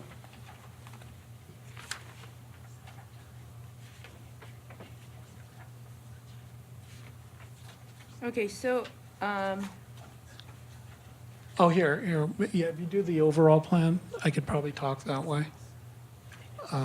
Down here. So we have the kitchen that pops out here. It's hard to see, I apologize. Yeah. But that's where the Corten is, and then the glazing is right here next to it. I'm sorry, where's the Corten again? Corten steel is right here. That was, on that rendering, you saw that orange. And it's in front of the kitchen window? No window there, that's the back of the back of the kitchen. Oh, So it's a solid wall and it's clad in Corten. there's no windows in the kitchen. Not on that side, not on that side. Because your viewport here, it's like a galley kitchen. This is all glazing here. You've got 12 feet of sliders in here. So it's really part of that whole space. Okay. Okay. Does that make sense? I'm sorry. No, It's no, hard it to- does, it does. It does, it just, okay, I thank you for the explanation. Okay. So, since we're talking about in the building elevations where you have these metal panels, do they move or are they fixed? Do they roll? No, they are fixed. Oh, they are fixed, okay. In the storefront exterior elevation for the retail, did you look at perhaps, instead of having the panel just be a plane, having it maybe go back and let it be more of a mass rather than a application plane? Because if you look at it from the corner, it just looks like a parapet that just continues up. Yeah, oh, you're talking about like this? Yeah. Yeah, yeah, it is just a little pop out on there, but are you suggesting that we actually pop it out further? Yeah, or take it back to into the roof so it breaks the linear. So in a profile, I'd have Yeah. more depth to it. Yeah, yeah, we could look at that, absolutely, Okay. absolutely. I would probably say because of the structural, because as you can see, we have pretty large overhangs here, that we'd probably push it outward than inward to make it work structurally. Or you can stop the overhang, just Yeah. like you have on that elevation right there, the Yeah. south elevation where the roof overhang. Right here? Yeah, Okay. Yeah, we could look at that, yeah, definitely. so because you have sort of this pavilion design going on, and then you have this applique, so it seems to be in conflict with one another. Okay. So piggyback on what Member Tom has said, I think the observation I can give you is that the building needs a little more room on the south side to have more landscape to co-work with the exterior of the building. Right now, this is what happens. You have this beautiful approach, right, that's coming from Hermosa, and that is impressive to anyone, right? You're coming to the Taj Mahal of resorts, right? But then at the same time, you're competing again with another driveway that's for retail. So this place is really being occupied quite a bit by roadways rather than by a balance of building and road. And that's what I think it's not neither one or the other here. I'm having difficulty on the fact that from Hermosa, if I have a neighbor who lives more on the east side, if I happen to drop them off and I happen to live on the west side, then I have to come back out and then get onto Tackwitz and then I will park my car. Why not have a connection from your rotary into the other parking? It's just Yeah. not as obvious. What, you want to address? And maybe you have addressed Okay, that before. we have, we're trying to keep with the desert landscaping, so it's not quite as obvious. But let's say you live in this wing and you're dropping off a friend that lives in this wing. You could pull in, drop them off at the motor court, and then if you want to park over here, you can come back around. There is a driveway connection right here. It's a little hard because we're trying to show the rock and the driveway, and it's at a small scale here on a screen. But you don't have to go all the way out to Hermosa. You can take a shortcut driveway, come back in and into your wing there. Was the grade elevation prohibited that you couldn't? No, have we a- did a grade study. It works. No, but couldn't you have a connection back where you have the 6 guest parking there? Oh, here? Well, yeah, That gets a little steep. Yeah, what I wanted to address is if you're a guest, you wouldn't be pulling into the garage, you'd pulling into the guest parking there. Rotary, Yeah, okay, I didn't know, because you mentioned going into the garage, but if you're a guest, you wouldn't be pulling into the garage. yeah, there's one driveway too many. Okay. Uh, Is this the one that's bothersome?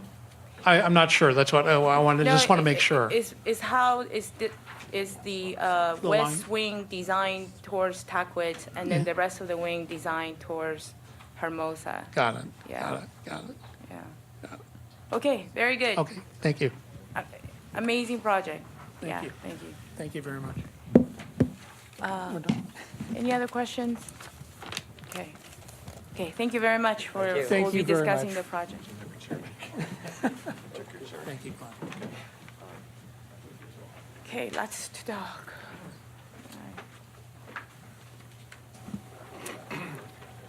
Okay, Member Tom, Okay, thank you. I'm gonna start with you to wake you up again. Yeah. No, I think it's a great project. I guess the question I had for staff, is the project stand by itself with that parcel not being a part of it? Which parcel? The one up The to- top one? before? Yes. Does it stand without it? It doesn't need to be a separate parcel, no. It doesn't need to be? No. And if that parcel will taken away and with the land area they have, everything still works within? Yes, they meet the density and the minimum requirement of a lot, yes. Okay.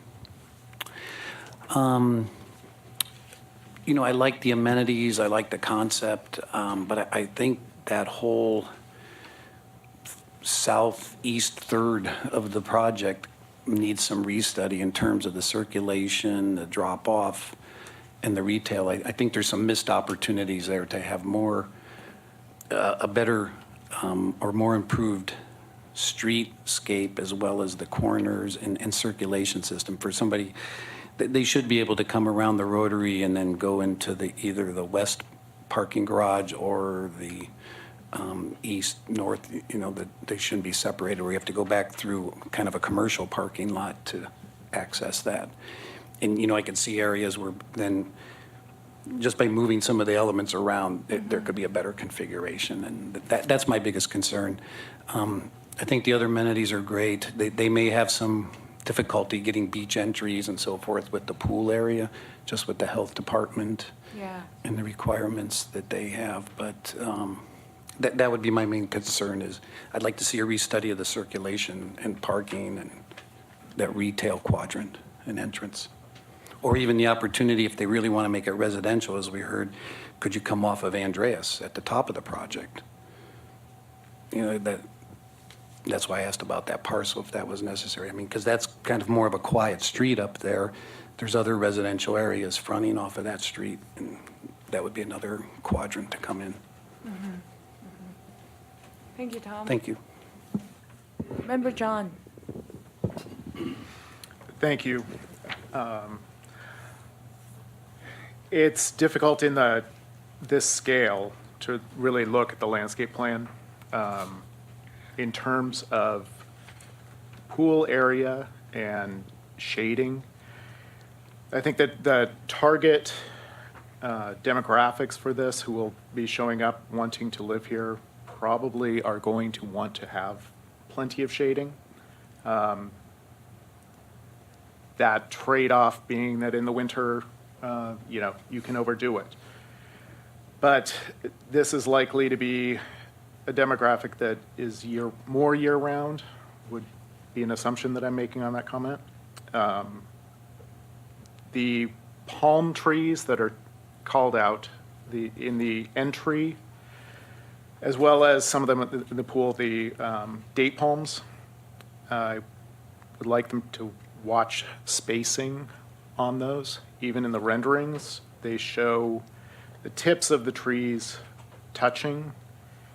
As you're trying to get views looking out of the building, those southern views across the entry area, that can get really, really dense if you've got your palm trees too tight.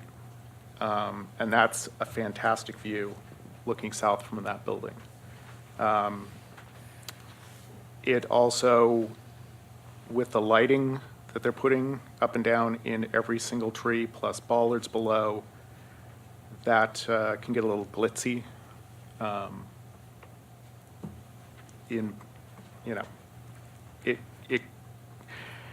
It's a nice look, but it can be overdone. The other area that I have concerns with is the dog park area. I'll stick with the lighting. I think parking lot lighting surrounding that on Tockwitz is too much. Not just on Tockwitz, but I think parking lot lighting for a dog park isn't very nice ambiance that you're putting on Tockwitz. Those pedestrians who are afraid of dogs, I don't think a 4-foot fence at that location on Tockwitz would make them feel very secure. I think that the edge along there could use some reworking.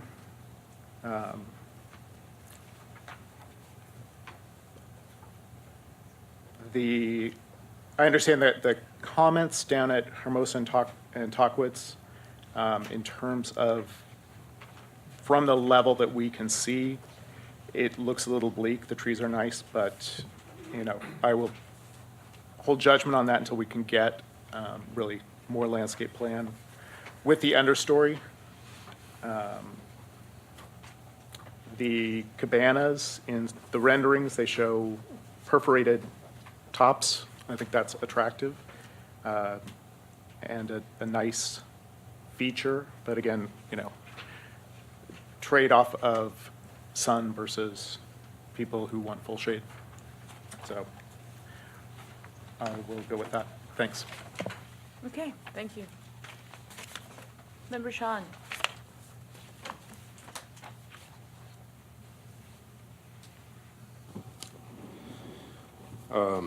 So I think the project looks pretty good, but it's leaving me with some more questions. One is some of the materials. The stone, I happen to really like the stone. I think the stone adds a nice quality to it and maybe a nice language back and forth between the stone just as a natural stone material itself, and I hope it would stay a natural stone and not a manufactured product, at least not in the way it's presented. And so, anyway, I just wanted to have a counter argument to yours there, Tom, that I felt like I not particular to the cut of it now with the ashlar and that sort of linear geometry to it. I think maybe more of a mosaic or a freeform wall in that particular stone or something like it, I think could look very nice and warm up the project a bit. So that part didn't bother me, and I wanted to make sure the developer knew that. The Core 10, I think, has given me a little trouble, both on the main building and the retail building, but for two different reasons. I think the Core 10 on the main building, the way the materials are presented currently, I just worry a little bit. One, I feel like it's just a bit of a Core 10 bandwagon, and it being used for that purpose. I question the detail, and I wonder if this is just going to become a muddy, bloody-looking building with drips of Core 10 running down the white stucco or the white eaves in the way it's presented. I mean, there's definitely a way to use Core 10 where that's not an issue or a challenge, but I don't see that being done here. And so that gives me a little concern. I might suggest looking at other materials that could maybe provide some of the same qualities that you were after, or that you're getting the mileage out of with that material. I'm sure there's other materials or finishes out there for that, or detailed in a different way where what I'm saying is just not an issue. Sean, what about the bronze glass curtain wall tower element? Are you referring to that southeast corner of the sort of southern spoke? Yeah. I don't even know that I got to that yet. I didn't didn't quite catch that one, or wasn't putting that together. That seems like a lot of glass. Well, let me jump over to the retail building, and maybe that will answer some of what I think where you're going with that particular item. So the retail building feels both an afterthought and a bit forced to me at the same time, if that's possible.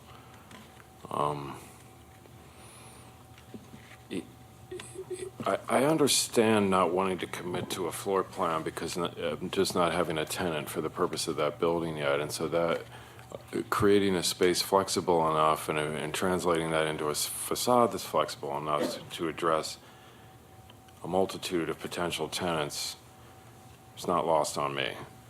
But, however, this building also, where it's sited on the property, just seems like such a cornerstone for the project. And for that reason, I want it to feel like the cornerstone of this project, which I think is great and has a lot of potential, the project itself.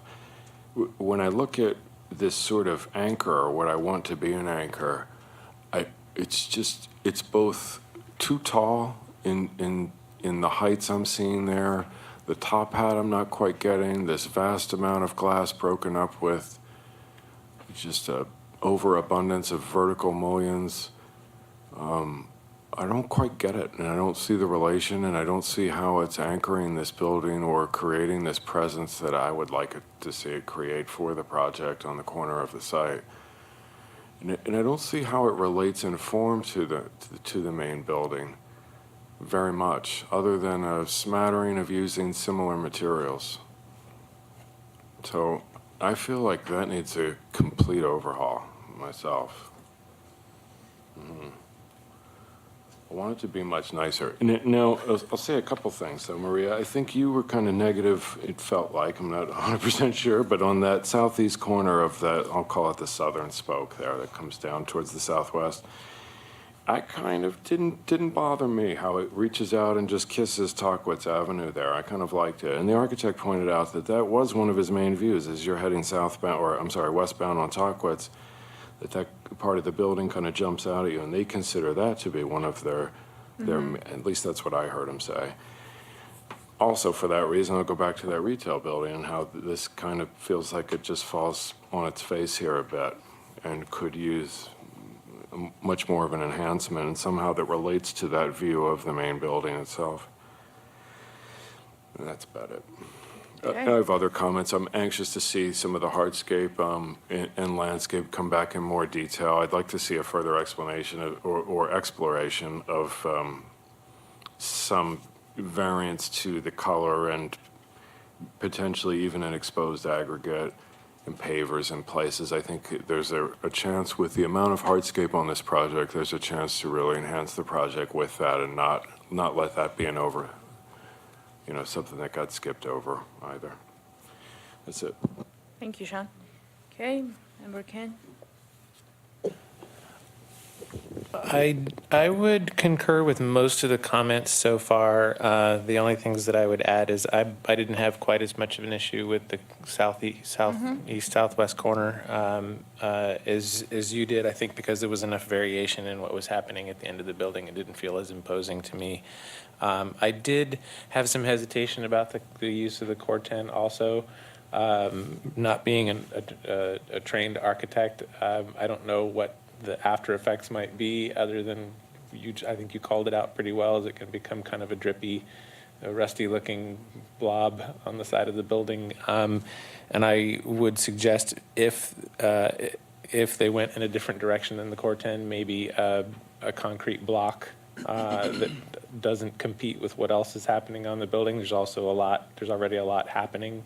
So I wouldn't go with a screen block necessarily, but maybe a concrete block or one that has a light pattern to it, the one that you catch the light at the right time as a potential solution. But I worry that might even start to go too far with too many things happening on the side of the building.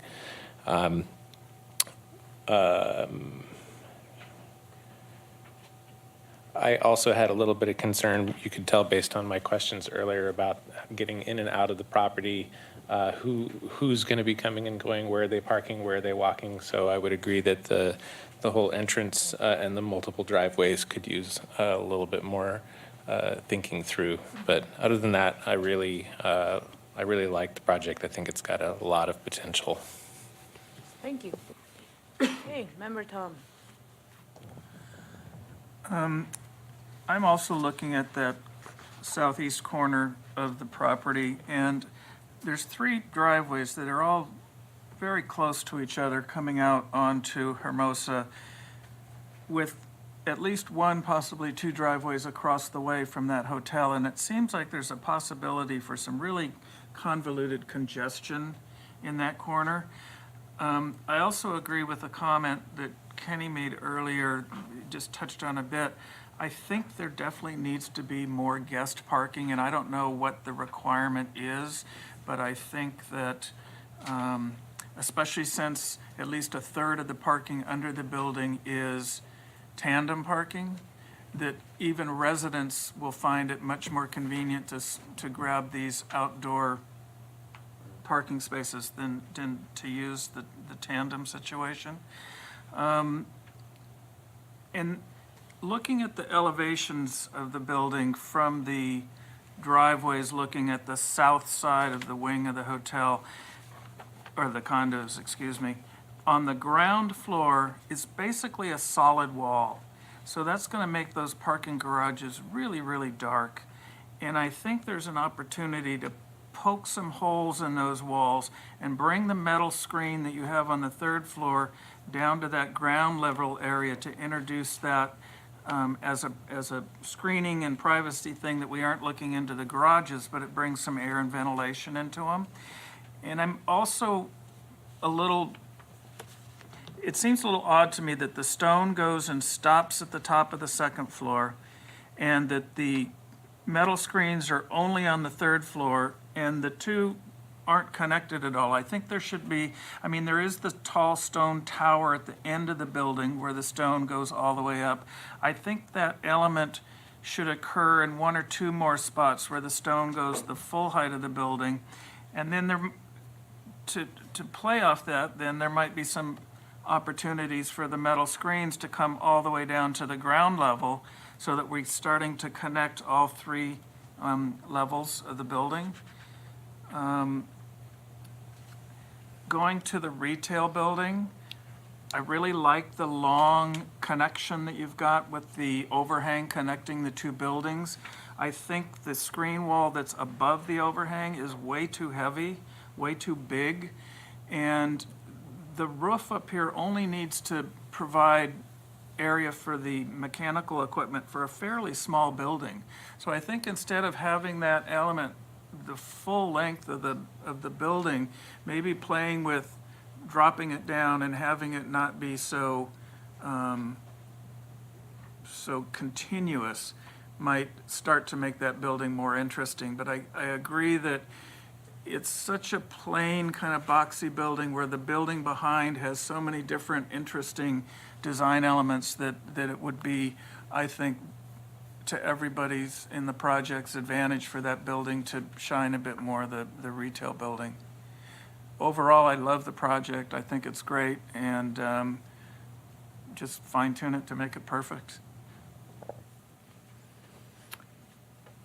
Sean, do you have something to add? Yeah, just going back to, and just to cap on something Tom was just talking about. So back to that retail building and your original question to me, which was the multi-story glass, and I do remember the comment about the spandrel, alternating spandrel and vision glass there. So I think as much as this looks and feels like a retail building, it really takes the main building, that sort of glass multi-story portion, it just turns it into something very commercial and kind of office-y about it, which to me really takes away from the beauty I was seeing in the rest of the elevation there. So to answer your question, now that I look at it further,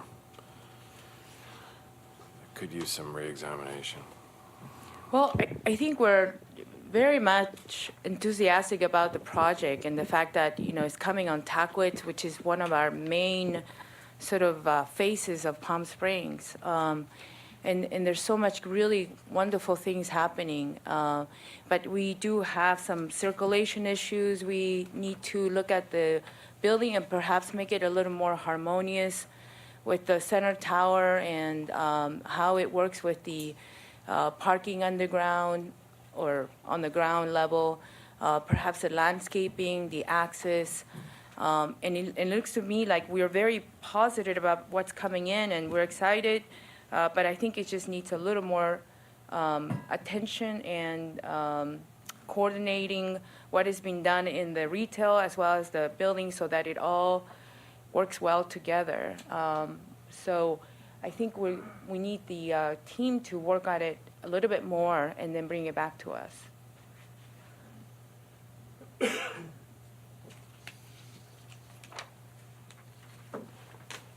Yes? Can we get going and so let the applicant go home? Yep. Okay, is there a motion? I'd make a motion that we continue this item and that the applicant consider all the comments and suggestions that we've made and come back with some revisions to their plan, especially the circulation and the parking on the southeast corner. Okay, is there a second? Second. Okay, second by Sean. All those in favor? Aye. Aye. Anyone opposed? Thank you. Thank you. Thank you very much.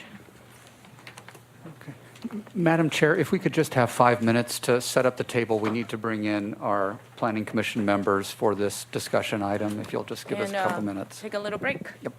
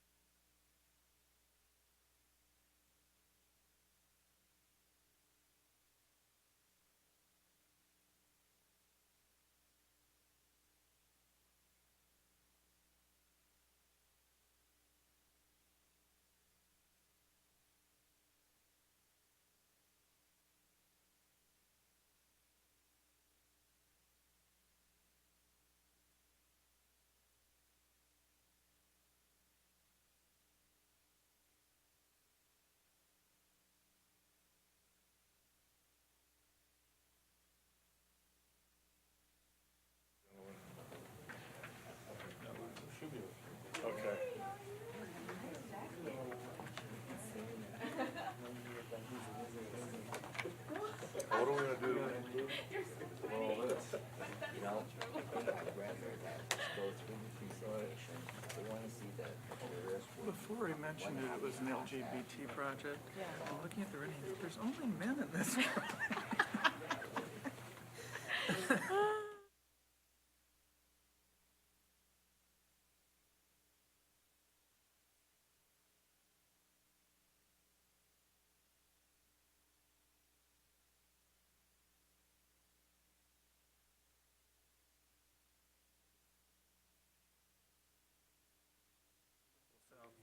Yeah. Just get totally. Screened up, yeah. And we never talked about the fact that they're looking at the roofs of those things. Oh, I know. So what happens now? This is your last meeting. Yes. Oh, my Do we goodness. know who's gonna be put on the next, replacing you and Kenny? Uh, Come up with new appointees yet? They said that they were gonna interview them on the first week of January. You're gonna have the second AAC meeting, not the first one. Oh, we're not meeting right at the first? So at that time. And then do you come to the first meeting meeting of the new group and kind of resign or something, or we just start over and have to, we vote and come up with a new chairman? I'm gonna miss that meeting. No.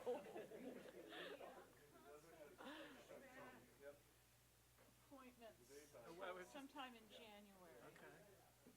So, Do you have a good group of people to consider? for AAC, no.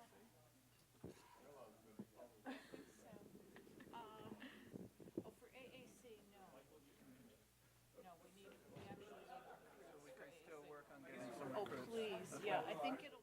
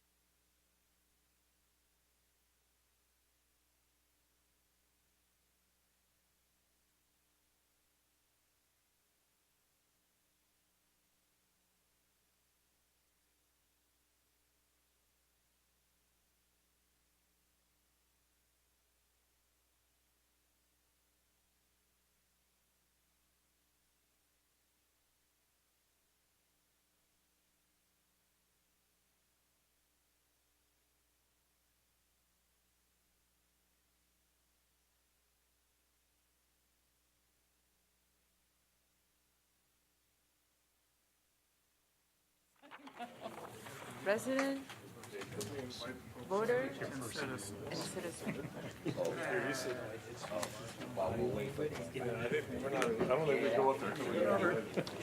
You're working on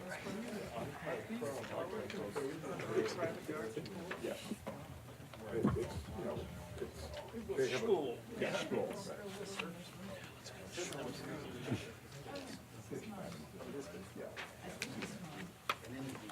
So he's talking to us. So you are talking to us. I'm answering questions. I'm not prompting any action. No. I'm saying that, you know. Oh, after that? Oh, yes.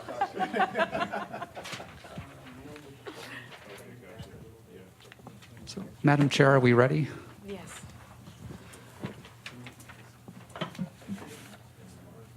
You sound like a DJ, Flynn. Okay, I am not a so DJ. we'll proceed to new business, Gallery Homes requesting approval of final PDD plans for 50 single-family residential units for Miralong Development located on 801 Sunrise Way. Staff report, please.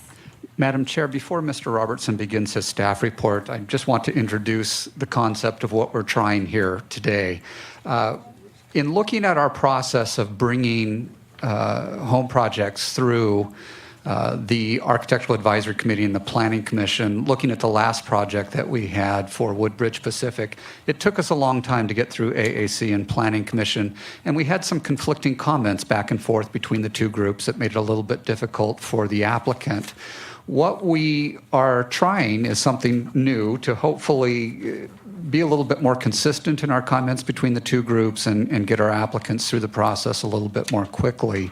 And so we've instituted both an AAC design subcommittee and a Planning Commission design subcommittee. And so for this process for Gallery Homes, we had a meeting a couple of weeks ago with representatives from the AAC subcommittee and the Planning Commission subcommittee to do an initial review of the designs for the project. They gave comments to the applicant. The applicant has since done some redesign based on those comments. What I'd like to do right now, just at the very beginning, if I could just have a few comments from our Planning Commission members in terms of their recommendations and what they saw. And I don't know who would like to take charge of that. Mr. Hirschbein, Mr. Hudson, Ms. Weremick.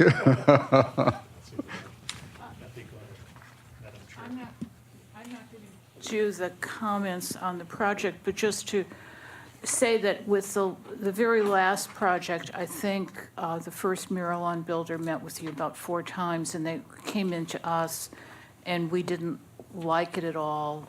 We actually just said, go back and rework it, which then ended up in 2 planning commission meetings and 2 design meetings that we tried to coordinate. But we want to get to a point where we can move people somewhat quickly through the process, but also end up with a design that doesn't conflict between what you look at and what we look at.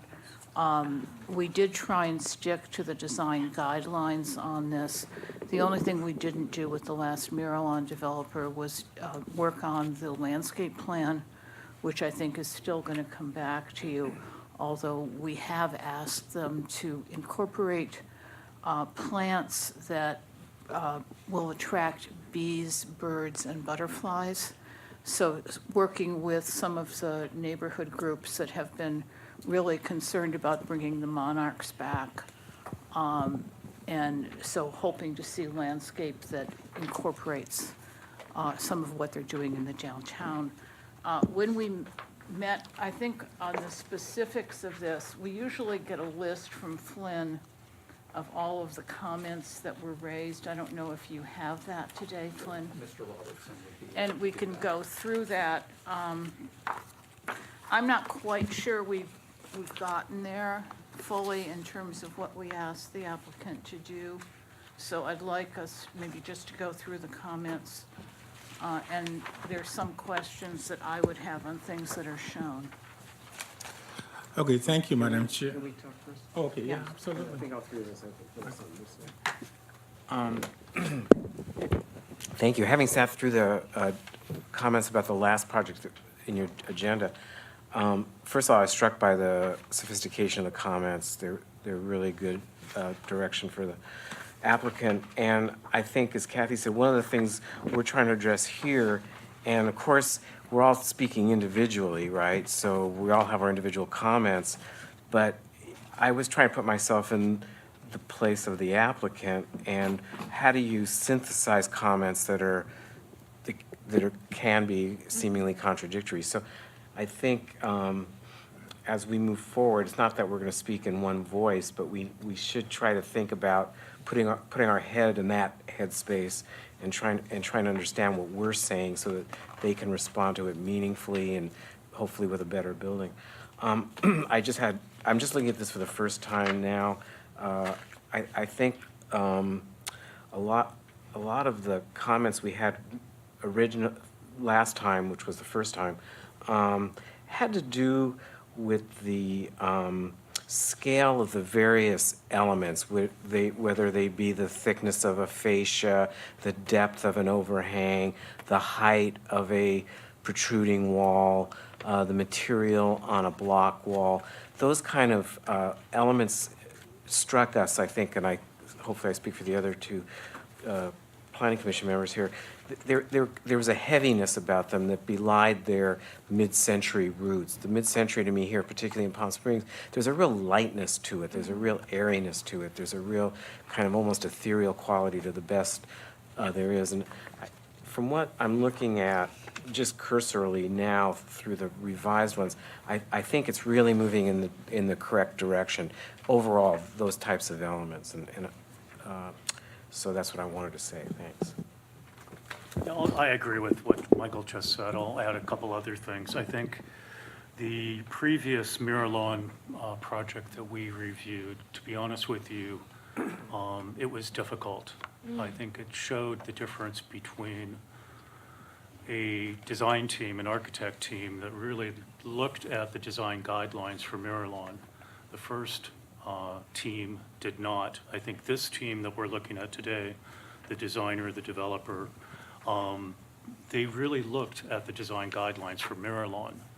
And to say something a little bit counter to what Commissioner Hirschbein just said, actually a lot of what you see in the design guidelines for Miralon is sort of a chunky, blocky, cubist sort of architecture. So it's not necessarily all light delicate sort of mid-century. So I think there needs to be a contrast, but I'd just like to say that I was very impressed with the openness of this design team to work with us, and I think they produced some really good results in quite a short time. And as was stated, I think there's still some fine-tuning that needs to be done. But I think overall, I was struck by the cooperation of the design team, and to be frank, it's a fairly, certain parts of this project are fairly sophisticated for this product type. And I'd like to encourage the project team to continue with that sort of sophistication. Thanks. Okay. All right. So, good evening, Madam Chair and members of the AAC and the subcommittee. Thank you very much. I think they have mostly covered part of the staff report. So I'm going to make mine very brief because the project applicant and the architect want to make a presentation to you today. So I'm just going to start by saying that this will be the second set of final development plans for the Miralon project. So the first one that you saw that the subcommittee reference was the Woodbridge homes, all right? This is the gallery home, so they will be making final plans for 50 homes. So as you can see on this overall site plan that is on the monitor, and again,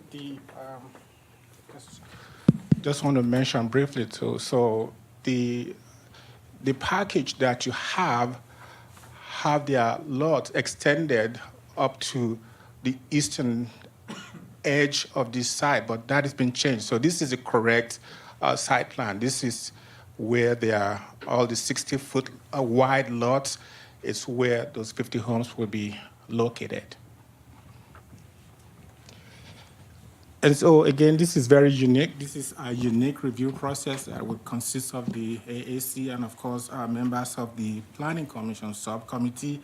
And as we mentioned earlier, they met earlier on November 15th, as is just on a study session, and they looked at the plans and made some very, I think, remarkable comments and directions to the architect and the developer.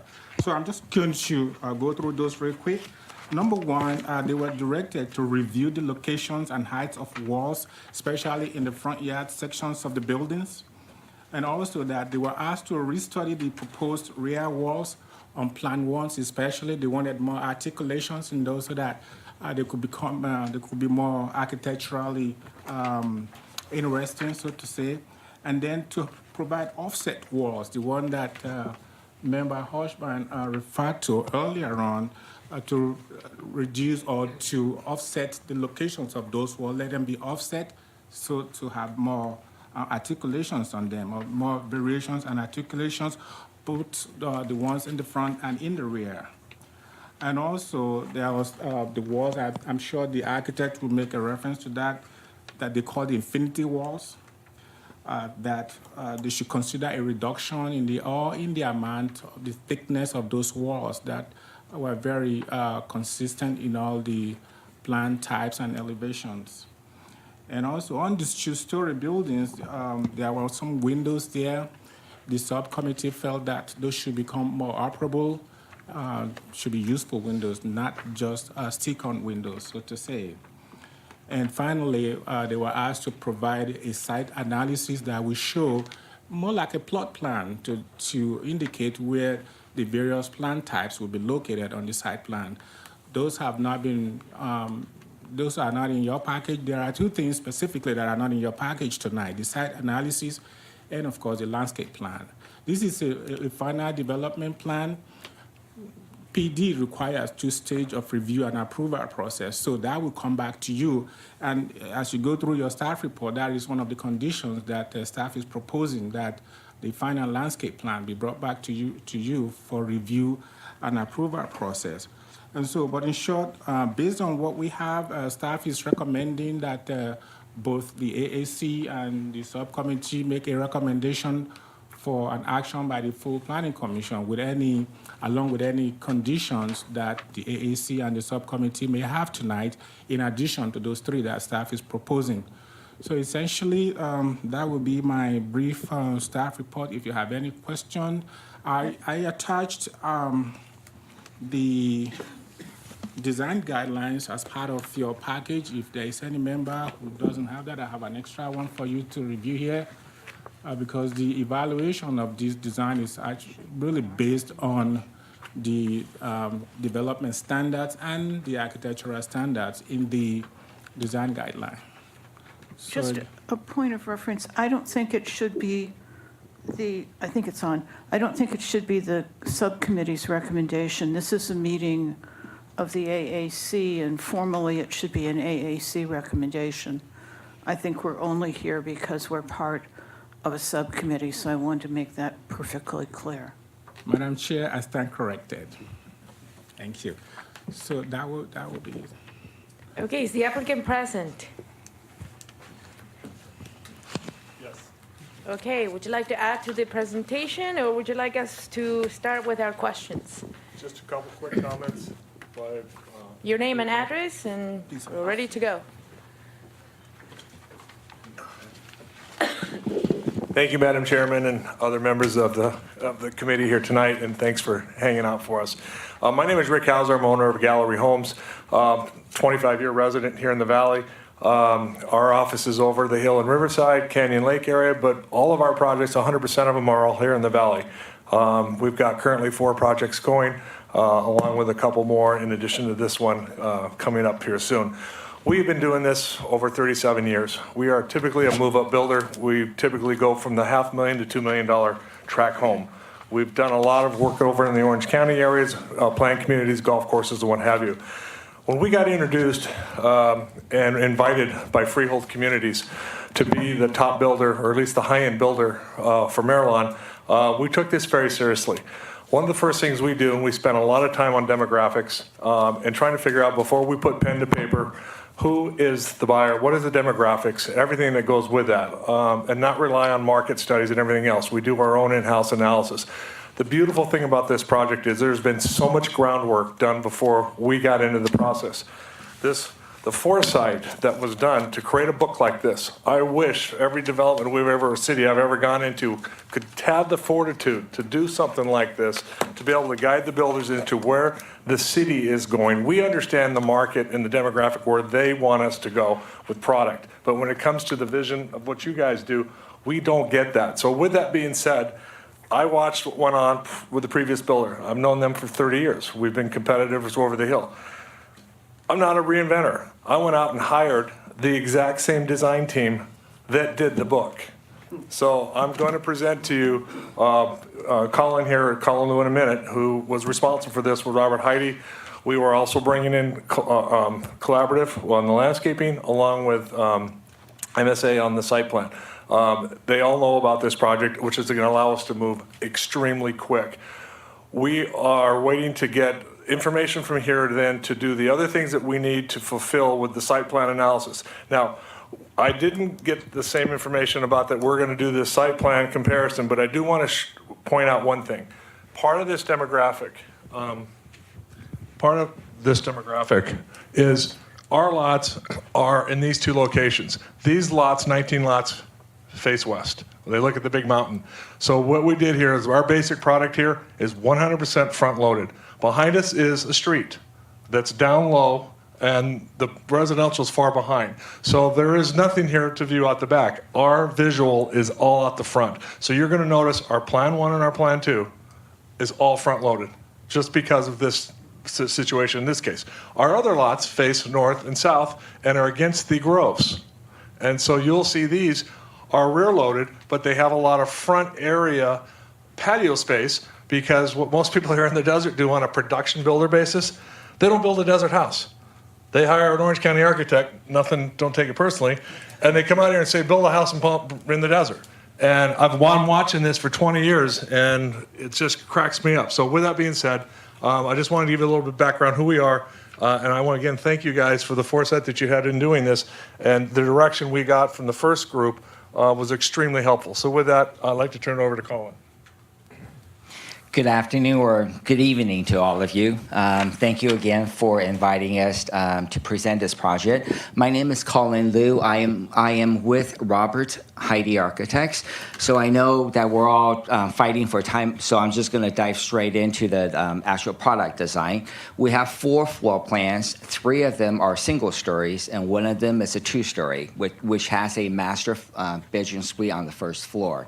So Edward, can you go to, so there are 3 elevation variations. All of these are complying with the Maryland Architectural Design Guidelines. This is a series of images that we have compiled for elevation variation A. There are elevation A's, B's, and C's. So each plan will have 2 elevations, but all in all, there's an equal number of A elevations, B elevations, and C elevations. So on A elevation, we are introducing this element of a freestanding or kind of an infinity wall, a thin wall that is represented on the image on the upper left-hand corner, as well as on the right-hand corner. And then there are cover awning canopies that will be applied on. These are aluminum canopies. There are the actual pattern of the canopy will be different among A, B, and C elevations. The actual canopy over the covered breezeways, we're proposing their aluminum panels, their laser cut panels with different patterns, and again a different pattern among A, B, and C elevations to give us that different shadow effect among the elevations. The exterior wall accent materials, in addition to stucco, there will be horizontal proportioned fiber cement panels, as well as vertical proportion fiber cement panels and precision cut stone panels. Those will apply on the A, B, and C elevations.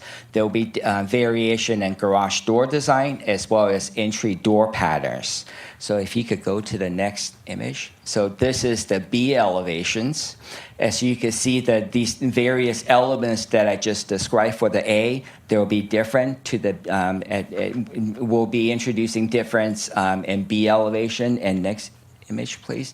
And this is the C elevation. Then if you could go to the next image. This is the plan 1. I'm going very fast because there's a lot of information we're trying to cover. Please slow me down or interrupt me if I miss anything. So this is plan 1. Again, it's a single story. The mountain is directly to the west. In this case, it's where the street or the garage is. So that is the west side. Can you just take us to pages as you go through? Sure. So as we follow Sure. this, we can follow Sure. a little. If you could go to easily. page 6. It's on the lower right-hand corner. There's a sheet. Yep. This is in the order of the book. Okay. Okay, great. So in this case, we are as Rick mentioned earlier, this is the entire orientation. The layout of this floor plan is based on the view. So we're placing this the swimming pool between the detached casita and the main building. The main house, we're also introducing this covered outdoor space there. If you could go to the next page. So this is the renderings on the first page. That on the top, that is the view from the street. And then the middle image is the image once you come into the house and a shot of the pool and the covered outdoor area. And then this third image is the view from inside the house, from the great room, looking back out to the swimming pool, to the detached casita, and the view of the San Jacinto Mountain beyond. And then the last image is the view from the rear, which I believe is the street called Avenida Caballero. The street actually sits 5 foot 6 inches below the building pads. There's a 15-foot of a desert landscape that's it's mature, it's existing. There's also going to be a 6-foot high solid fence in the back. So if you, this is the A elevation, and then this is the C elevation. Plan 1 has 2 elevations. The variation is really, as you can see, the detached casita, the elements, the canopy awning elements, as well as the just the various vocabularies that we're utilizing among the A, B, and C elevation. Okay, can you go to? Then these are a series of 2-dimensional elevation that's requested by the staff. The overall building height is 14 feet 8 inches for this single-story house. If you could go to the next page. So this is the C elevation, and then. Real quick, you don't have these drawings in your package, so we requested for this after those were sent out to you. Okay. Okay, great. Here are the larger sheets if you need to review them. Okay, so this is now Plan 2.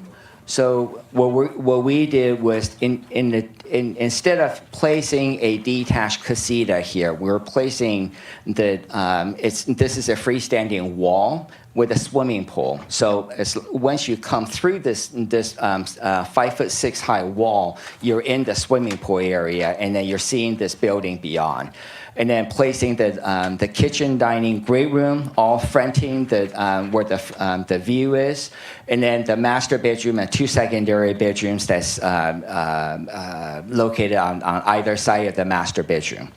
Before you leave this plan, one of the things that we want to do is make sure we have some things that have sizzle and pizzazz. One of the things we found out, like for instance, this master with the dual masters with a large shower, with the windows that go off of these, this has an optional shower grotto. So you can actually, the indoor-outdoor showering experience, there's a lot of things that we find out in our demographic that we've tried to incorporate as much of that as we can into the product, yet maintaining privacy in those. So you also might show them how, on the privacy issues, how we've done the protection walls and some of that stuff. Got it. So even though plans 1 and 2 were taking advantage of the view to the west side, which is toward the front of the house, there's still a 15-foot rear yard setback that's required.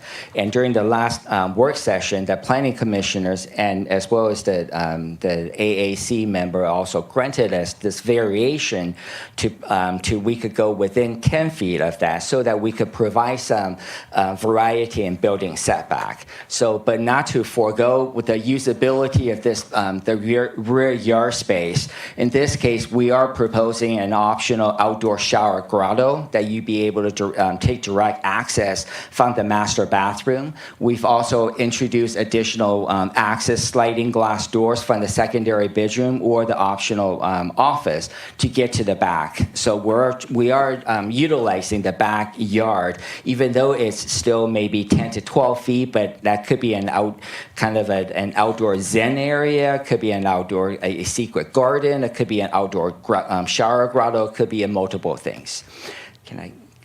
Okay, so the next view, this is the Plan 2A elevation, the view out from the street. You're looking at a CMU block wall with an accent panel that's inset.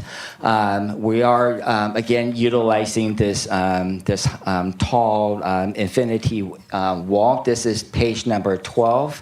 I'm sorry, Kathy, we inserted additional 2D elevations to it, so your number system might be different than what I'm reading. Okay, thank you. Okay.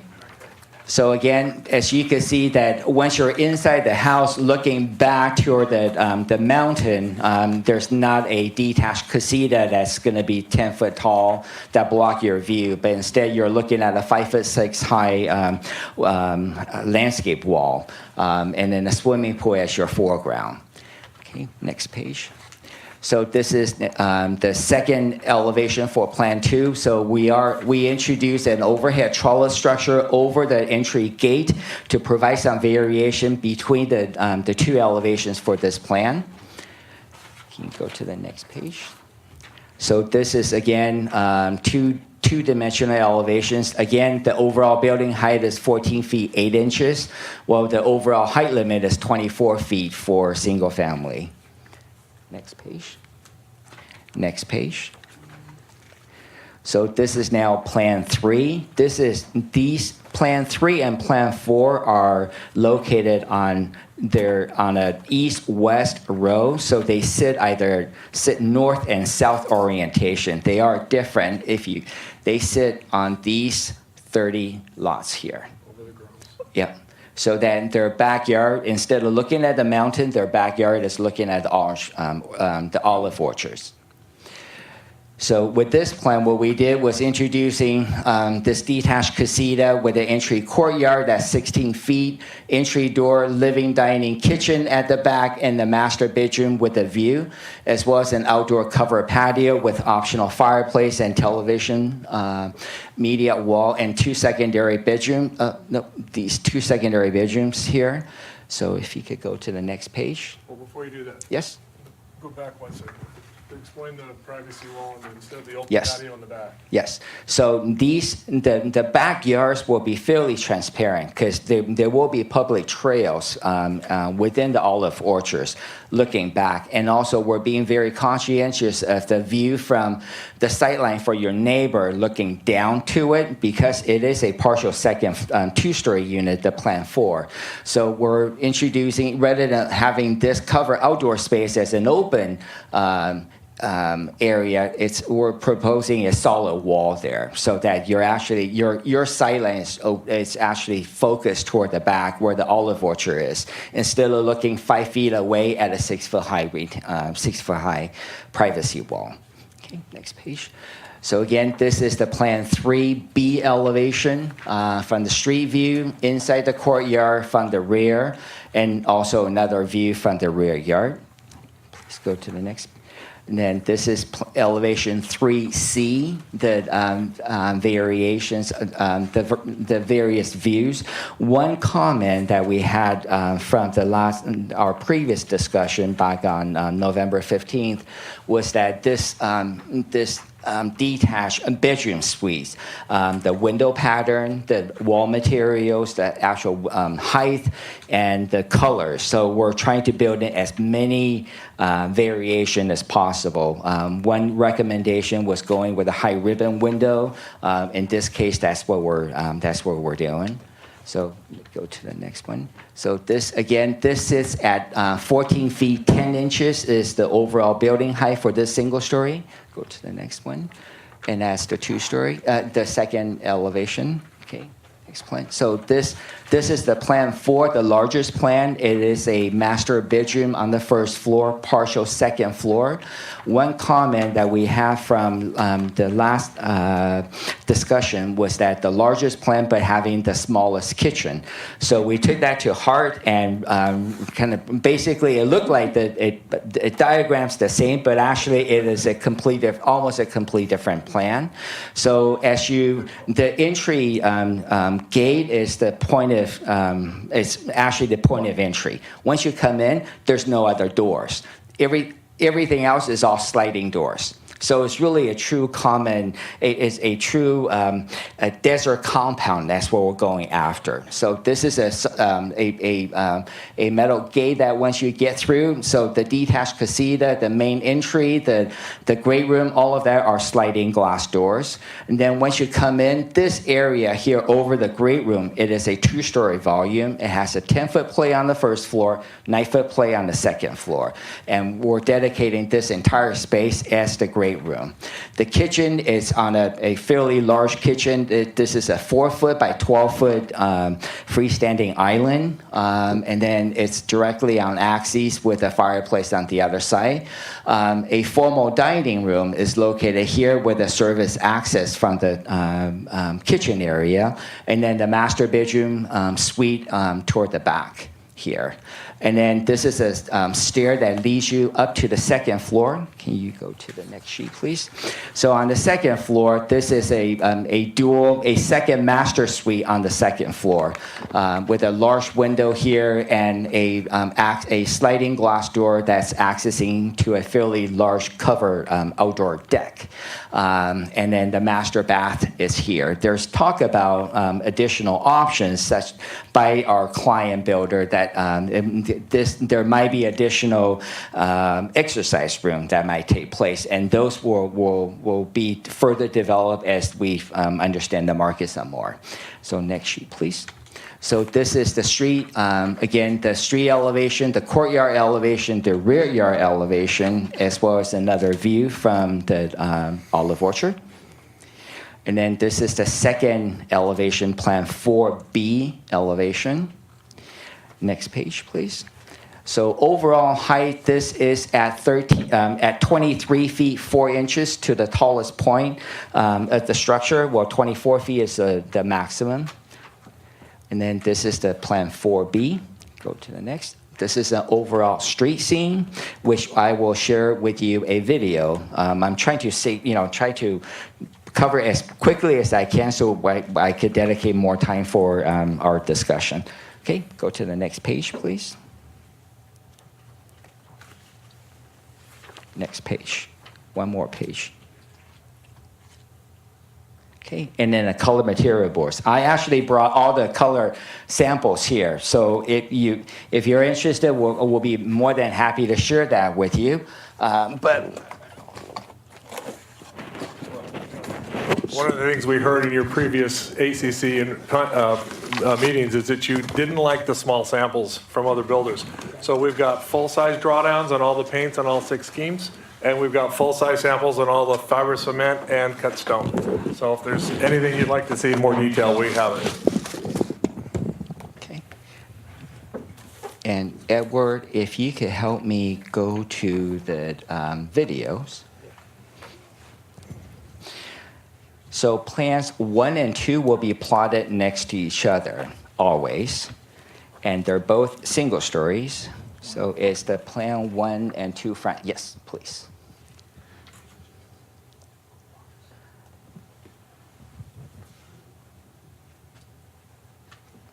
Yep. So again, as you can see, we're trying to build in as much variation as possible, so you're not going to recognize that they are only 2 floor plans. But with 4 different elevations, we think that it is sufficient to compose this 19 houses along this single loaded street. But remember, on the other side of the street, it's a complete different product developed by Woodbridge Pacific. So one other comment from previous discussion was that to try to lower the gate to a 5'6" to 6 foot high, and then provide some open air over the covered breezeway at the point of entry. Then go to the rear elevation, please. You could close this.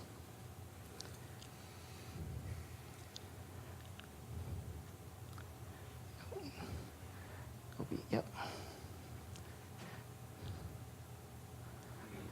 And then plan 1, 2, rear 1. Yes. Nope. This way. Yep. Yes, please. So again, this is traveling along Avenida Caballero as is, looking at the back.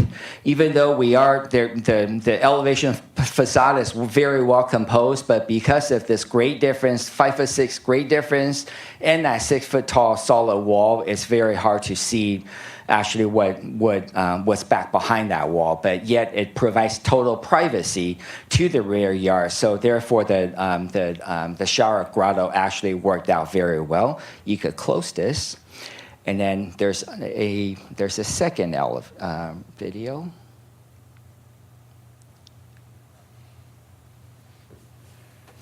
It's the video number 2. This one here. Yep. Yes.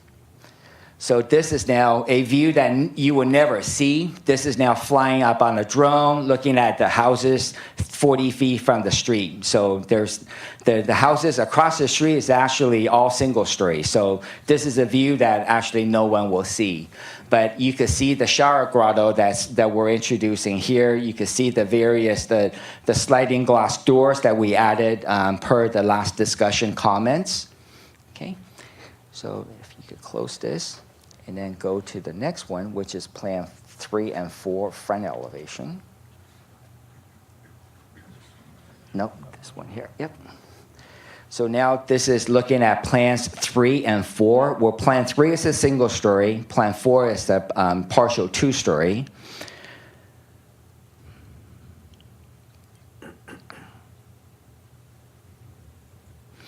Again, we're architects. There's not a landscape architect involved, so I apologize for the delineation of the landscape trees. We intentionally not to have those block our the architectural design. Wanted to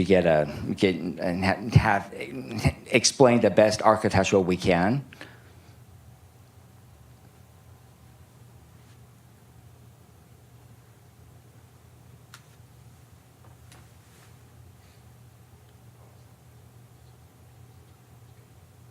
Okay, now if you could close that. One more time. Yes. Nope, nope. Go up here, click on the X. Click on the X.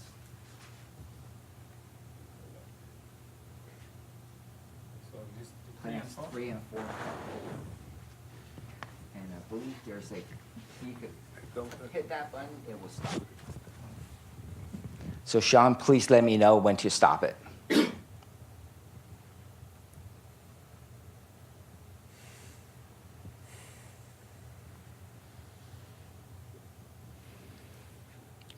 Click that button to pause.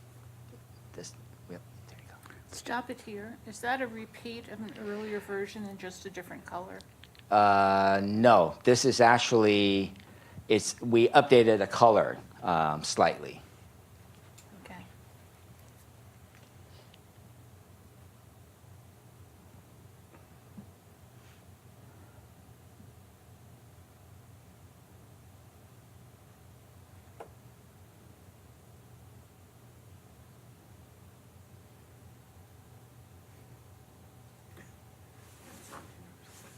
Where's that building? Okay, now if you could play plans 3 and 4 rear elevation. The plans 3 and 4, the rear are all fronting the olive orchard. So there's going to be a see-through fence. So these rears are very visible.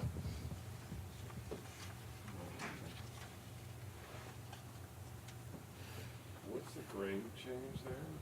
They vary. The grade difference between the building pad and the previous golf course, now the olive orchard, it varies. And for this video purpose, we made it, I want to say 3 feet below. But actually, it varies.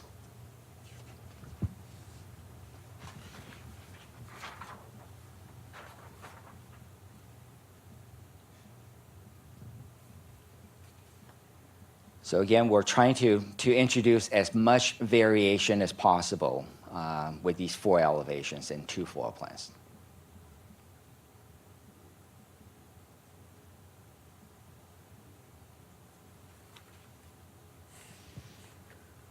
You added the nighttime.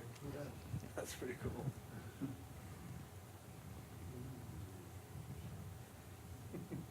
So the way that works, there's like a property line and then kind of a slope easement? Yes, yes. 15 foot. And then the fence is actually down at the bottom of the slope.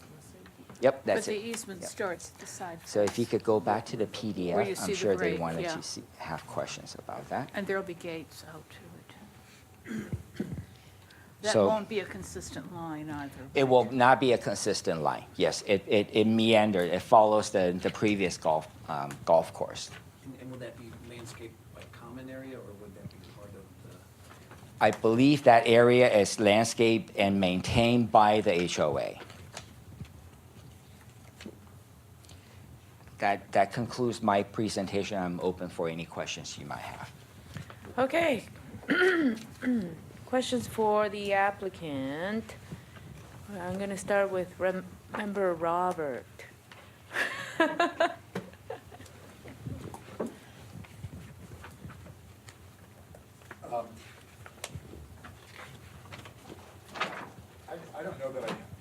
I don't know that I have any questions specifically. I was part of the subcommittee, and so I see that there's a lot of improvements from the last go-round. There's some detail things that I probably would sort of ask about that personally I don't care, I have some issues with. And I can certainly go into that. Okay. So, Plan 1A. Do you want to reference the page you're looking at? Yeah, so let me focus then on page 8, which is Plan 1C. I'm having, on the front elevation, the overhang over the ribbon windows look like they have absolutely no relationship to the actual windows. I would rather see that drop so that there is some relation to the top of the windows and the overhang. So, Gotcha, okay. This one? One more elevation down, yeah, please. sorry, page 8 on the Yeah, top. this, yes. Yeah. Rob, can you say that one more time? Yeah, so the ribbon windows that occur on the casita, Yes. there's a canopy, a shade structure that is attached to the building. I don't feel like it has any relationship to the windows themselves. It seems like it's floating way too high. And I'll say that in some of the elevations, just in a general comment, where you have the same shade structure over the garage doors, I'm not sure it makes a lot of sense. Okay.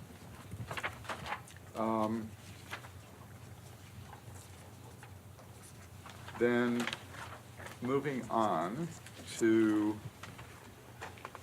it's a question on page 11, and we're looking at Plan 2B, and it goes back and forth to the plan and the front elevation again, and it has to do with the shade structure over the entry gate.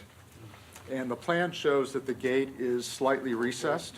Page 10? Page 10 is the elevation, the plan is on page 9. I'm sorry, it's page 11 is the elevation, the plan is on page 9.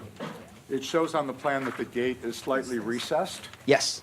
And so I'm wondering, on the elevation, it shows that there's 2 support posts that support that canopy that extends across the garage Yes. entry. Yes. And then across the gate. Yes. And I'm wondering where those fall in relationship to the yard, and if any of them are integrated into the front wall. No, look at the third picture through the window from the living room on page 11. Hold on. Look at the third one in the living room looking back towards it. Right. And you'll see the recessed gate, and you can see those poles are not tied into that. I see that, Yep. but then that doesn't match the plan.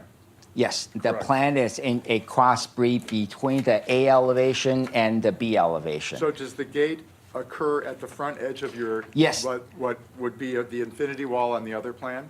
Does it come No, all the way forward? it to does the- not come all the way forward. The gate is always slightly recessed from, this wall sits, we have a 10-foot front yard setback. Right. This wall sits at 10 foot. And then the gate and this wall is further set back about 3 feet. Okay, It shows on both. Yep. okay. Let's see here. Okay, so on page 13, the comment about the canopy over the garage door, I don't get it. A question for you, on page 13, front elevation, where you have the vertical and horizontal canopy, how far does that extend from the front of the building? The one that comes over this thing right here? What's this depth between the front of this canopy and the face of the building? 18 inches. 18 inches? Yes. And does the precision cut stone, does that wrap the corner? Yes, it does. Okay.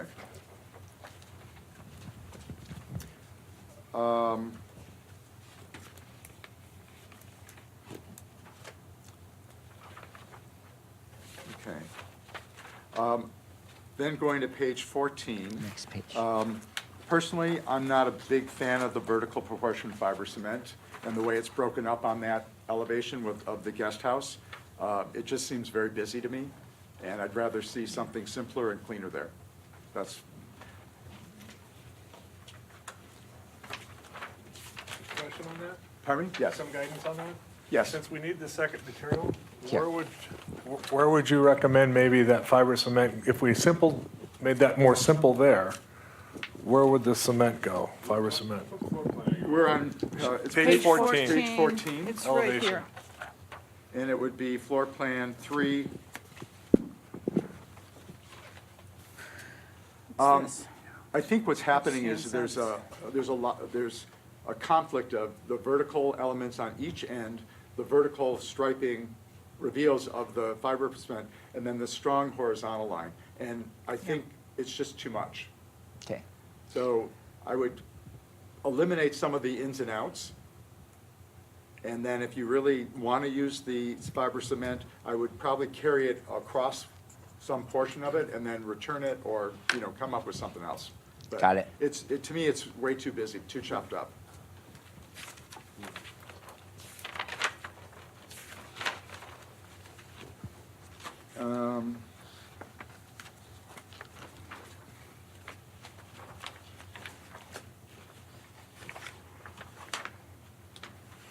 And then,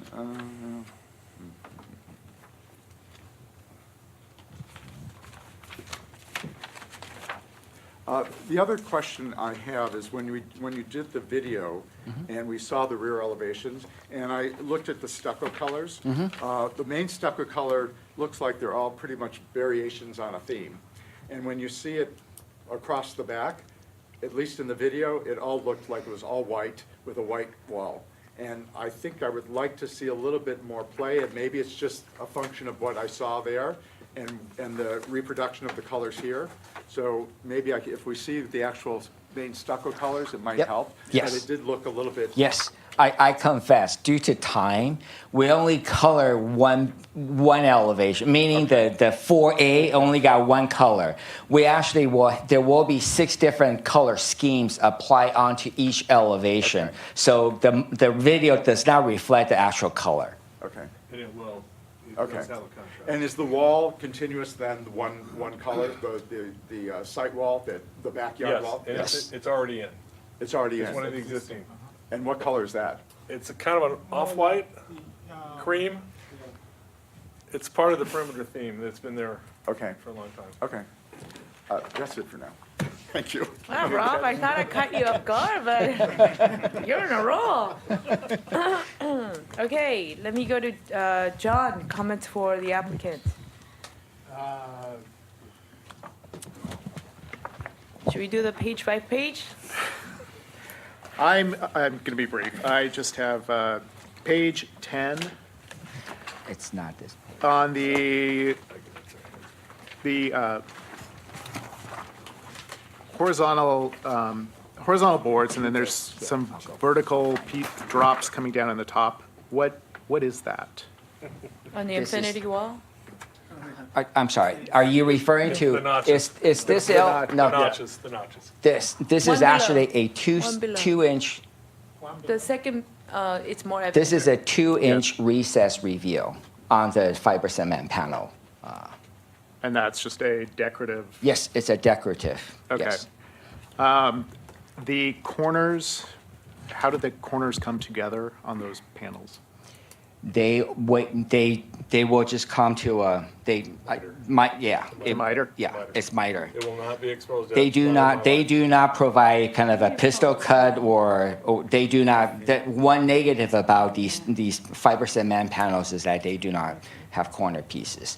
But the top will be able to do the flashing underneath it and overshoot the top of it with fiber cement panel by half an inch or so. So it will be a very crisp line.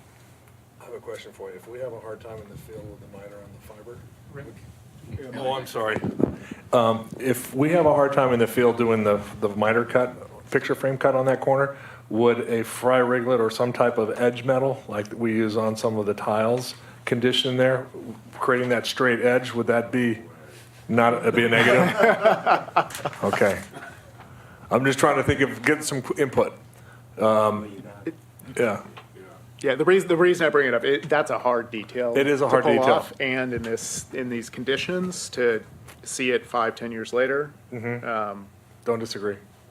Okay. Yeah, so we've got architect and builder, trying to figure out where the middle ground is there on these. Okay. My other is just, site-wise, conditions out there, it's windy and sand blowing and things, and collection points in corners of outdoor showers and things, and usability for the owners in terms of getting stuff out and not feeling like they're overwrought with maintenance. So I'll leave it at that. Good comment. Thank you. Okay, Member Tom Dosey. Yes, sir. And the stone. And the materials, Yeah, the stones are, we've got 9 block, 7. I'll pass this stone. If you can take them out, maybe? Sure. Yes, do you have comments? I think that when they come back with the landscape plan, that they show the adjacent unit, and then how they would, if there's any walks, or how they address the side yards. If there's a side garage door, that if there's a walkway there, how those side yards work with or without walkways, trash can storage, because it's tight in 5 feet to. These are the Sembrel samples. Yeah. And these are what? They're fiber cement panels. Yeah, they're the bigger pieces. Horizontal. Yeah. No. And then there's more. There's the fibers coming over there. Wow, they're also. There's another color swatch there. These go where on the, I'm sorry, what are your tiles? oh, those are going. Yeah, they should be called out on the elevations. I don't know which one. These are all the same. Material.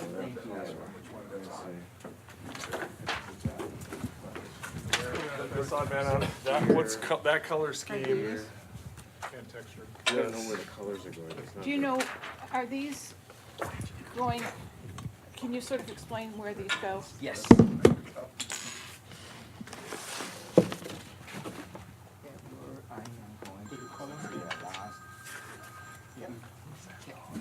So what you're seeing up on the screen,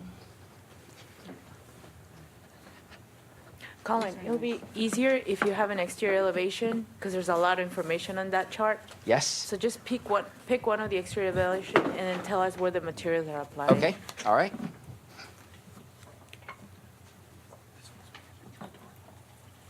I think it has to be an entry door. So this It's is beautiful, I don't know. a fiber cement panel wall here. And those, yep, Kenny, you're holding up those, but they come in much larger pieces. I believe the color on this rendering is the first, the top. Yep, I want to say that's the color that's represented on this rendering. And then the actual gate color is called out on the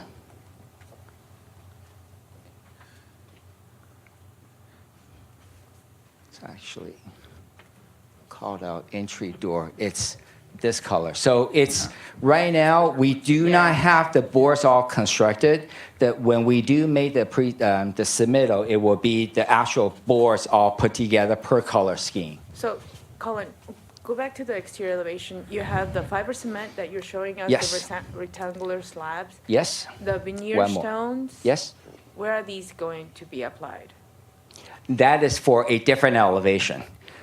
There are only 2 exterior wall materials per elevation. It's either stucco with fiber cement panel, horizontal, or stucco with precision cut stone as the B elevation, or stucco with vertical proportion fiber cement panels. She wants to know where on the B is the stone. Do you have Okay. a B? Yes, I do. And what are these? These more colors of the same thing there. We'll have to ask what these are. They're the same. Those are the same, just a smaller version. Oops, sorry.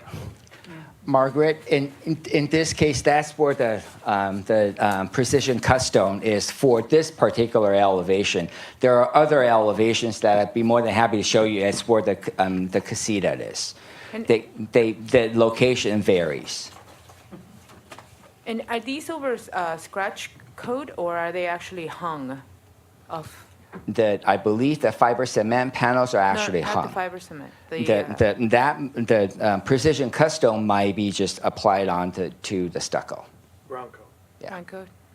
Much smoother.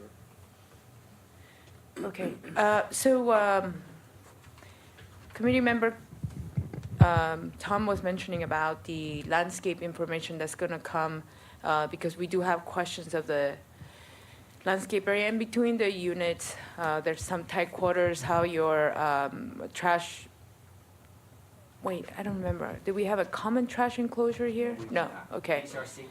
These are single-family detached.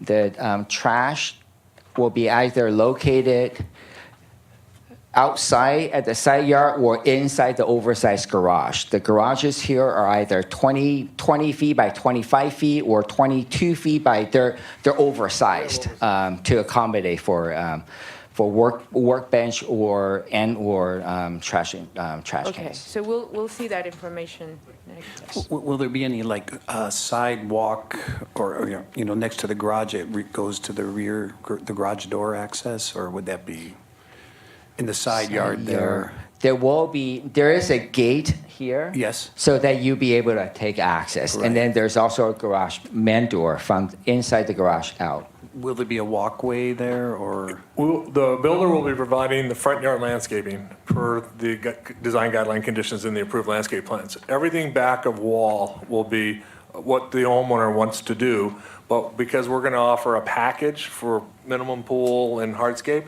then they'll sit down with our design team, landscape team, and then probably, hopefully, do the rest of their backyard with us. But as you know, a lot of them will do that themselves with their third-party vendors. So to answer your question, I'm sure eventually that will happen, but in the turnover, it'll be a graded certified swell and pad. Right, so they'll basically get a stoop outside that garage side door, and then they can connect it any way they would want to the front driveway or through the gate. Exactly correct. Okay. And then I think when you have the landscape architect bring back the plans, that they show 2 units side by side versus just one as it's shown now. It just helps. Yeah, see we're the- gonna do the same Really? concept you see here, so you can get a very good Yeah, you visual. can plug all the trees into the video and you'll be good. Now, the street tree scenario, we do have the tree exhibit now that was approved. And I'm looking over at Maryland or Freehold, that there is a single street tree per lot. And then the enhanced lots have different situation. So one of the things we're gonna we'll show you is what our recommendation to plotting is, because one of the challenges we have as a builder is with these casitas, which are really cool, they're still only within 10 to 12 feet from the front of the area, and that's a 10-foot PUE. So Right, we've got utility lines that we're trying now, working with the developer, where those actually are located for our deep tree wells. Because with everything being shoved forward, we gotta be really, really careful about the common area trench, the joint trench, and the laterals. Right. So we're working on that now, and Okay. we'll have all that planned out with our landscape architect. When your landscape comes back, even if the easement area, the common use, exclusive use easement area is different, I think you have to show that landscape at this point for the committee to see it. And so what's going to go into that landscaped area needs to be shown. You mean in the backs of the Yep. lots? Yep. Those, Yep. the builder is not having any responsibility with those Then landscaped I areas. think the developer has to show that, because that's something that's supposed to be uniformly landscaped, and it needs to come back, whether it has to be part of the same package. Is that part of our individual lot plan, or is that part of the master plan from the developer? There is no master plan that we have seen to date that shows that. That's a little bit of a catch-22. That, yeah, but at some point, you're gonna be building these, and a lot of the appeal depends on what's being put back there, so that needs to be shown as part of the landscape plan for these. Okay, well, then we'll get with Freehold Yep. and find out, because that's not part of our builder responsibility envelope, if that makes sense. So we'll find out how we go about that, and we'll work with planning staff so that's, you have direction. Or Right, because people are going to be buying it. obviously, we're going to be very interested in that from a marketing standpoint. Sean, questions for the applicant? Comments? General comments and questions. I'm slightly confused of what we're approving or not approving here today, because I hear a fair amount of talk about things coming back, and this seems pretty loosey-goosey.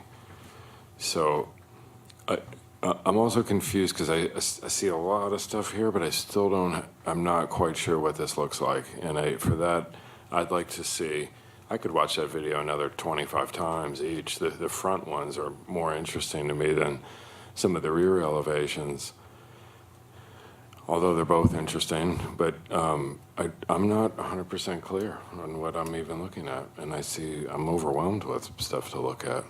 So, like, what is going on? Where? I don't know. And why are we here if we're not getting presented something we're supposed to approve? That's a question. You can answer that one. Okay.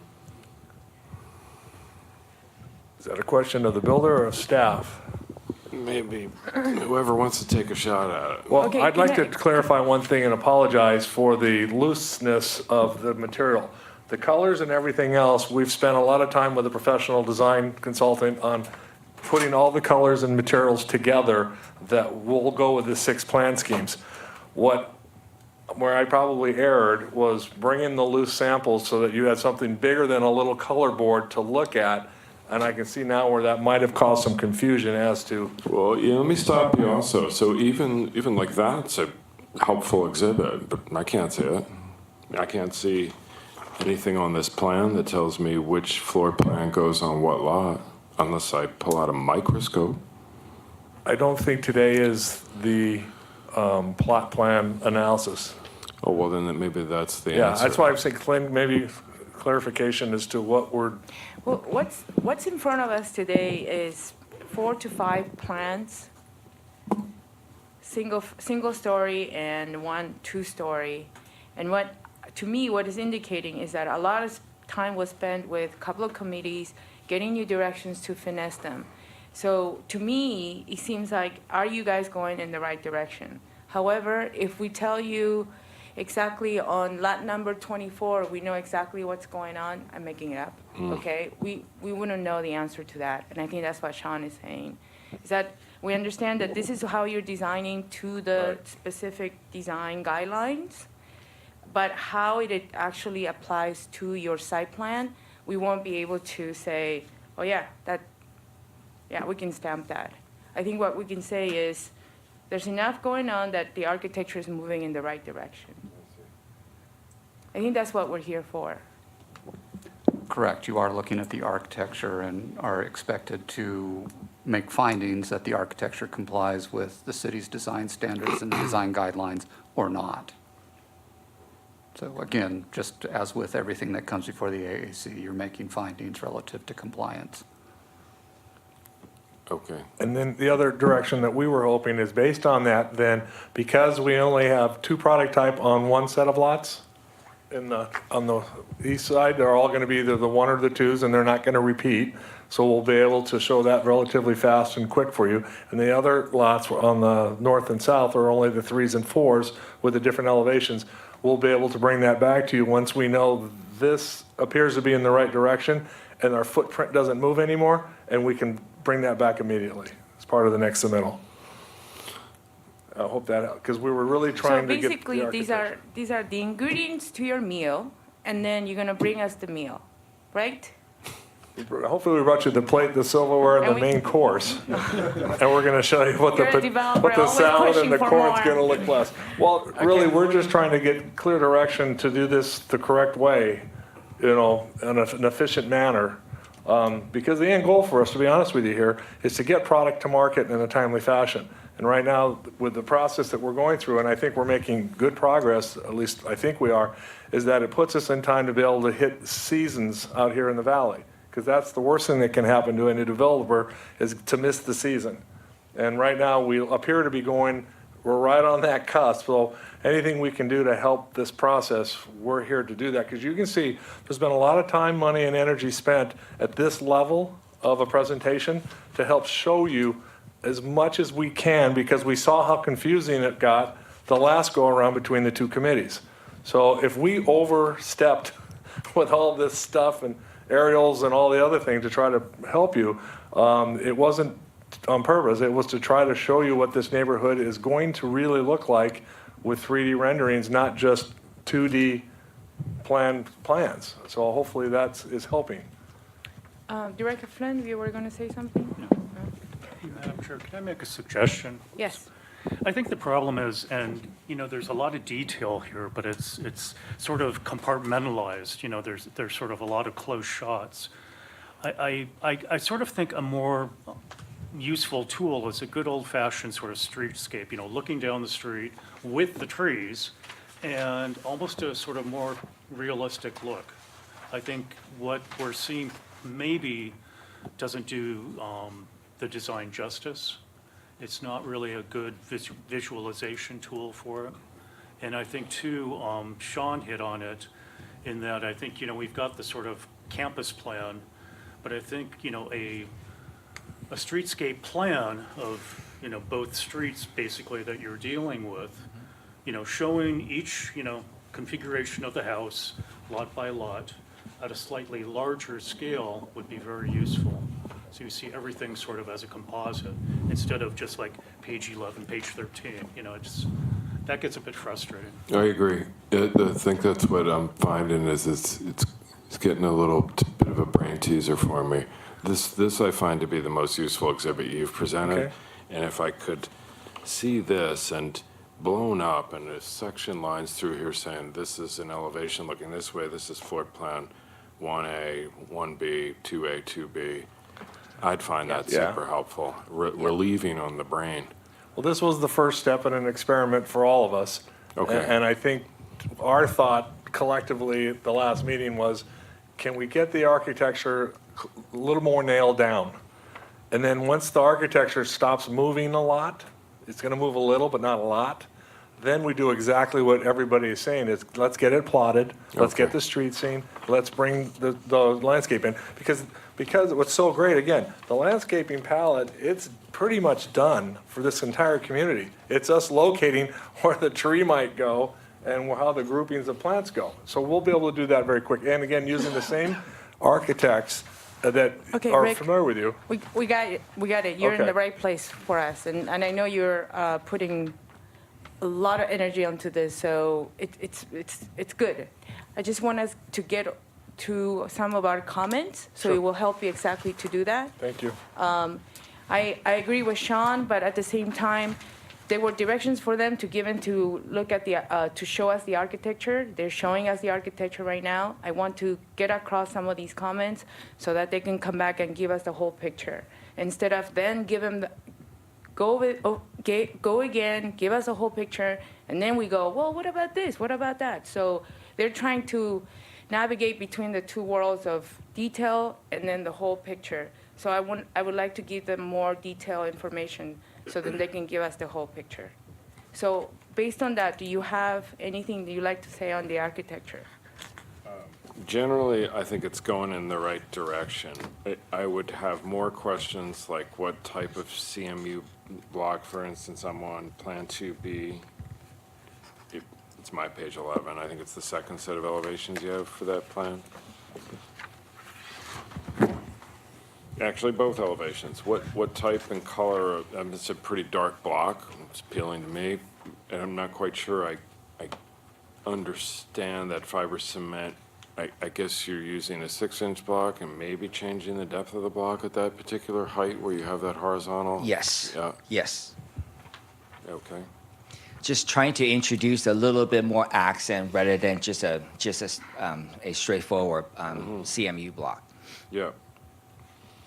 Not quite sure I understand the need for the notches at the top of the wall, and I'm just commenting on that on the same plan here that break up that linear line. Okay. If you could explain it to me, maybe I would. We're just trying to introduce a little bit more accent to the walls. You will notice that in some of the Actually, you will see it up above here. The stucco parapet wall. We're actually introducing that gun slot detail. So we're just recalling some of the detail that's being utilized over at the stucco parapet wall. It's a simple design decorative detail. We could delete it without hurting our Don't jump to any feeling. conclusions. What I was questioning was the one I see at the fiber cement walls in the front courtyards. When I saw it in the rear, along the white stucco wall on one or two of these, I believe. Bear with me. That's okay. Page 17, it would be there. Yeah, like on page 8, to me, I get that detail. It's transitioning one parapet height to another. I Yes. think it's wonderful. Yeah. But then I'm gonna go back to the ones in the fiber cement wall, the thickened wall on floor plan 2. I don't get it there. Okay. You would not break the builder's heart to get rid of the front slots in that fiber cement. Yeah, but then it looks so clever in the rear where you're transitioning the parapet. The rear heights. makes a lot of sense.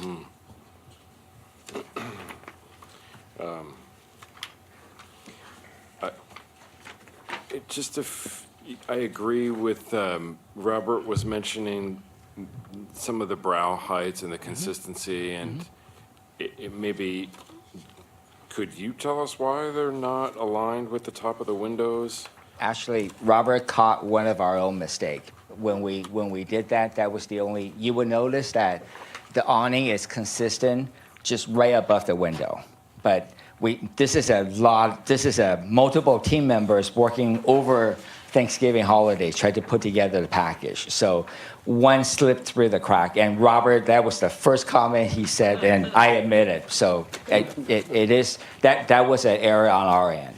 So it was never meant to be that the awning be so high awake, complete disconnect from the window. And Okay, then so it was meant to be lower. Yes. Okay. At that particular, Yes, at that one Location. particular elevation, which is, I believe, is the 1C. yeah, like the south side or Yes. something, right of the entry. Yes. Now, then, Robert also, I'm just going to throw you under the bus, Robert. He was questioning the need for them over the garage. And yet, maybe if it were designed differently, I could see it if it were consistent in one nice clean line that came across the front pedestrian entry.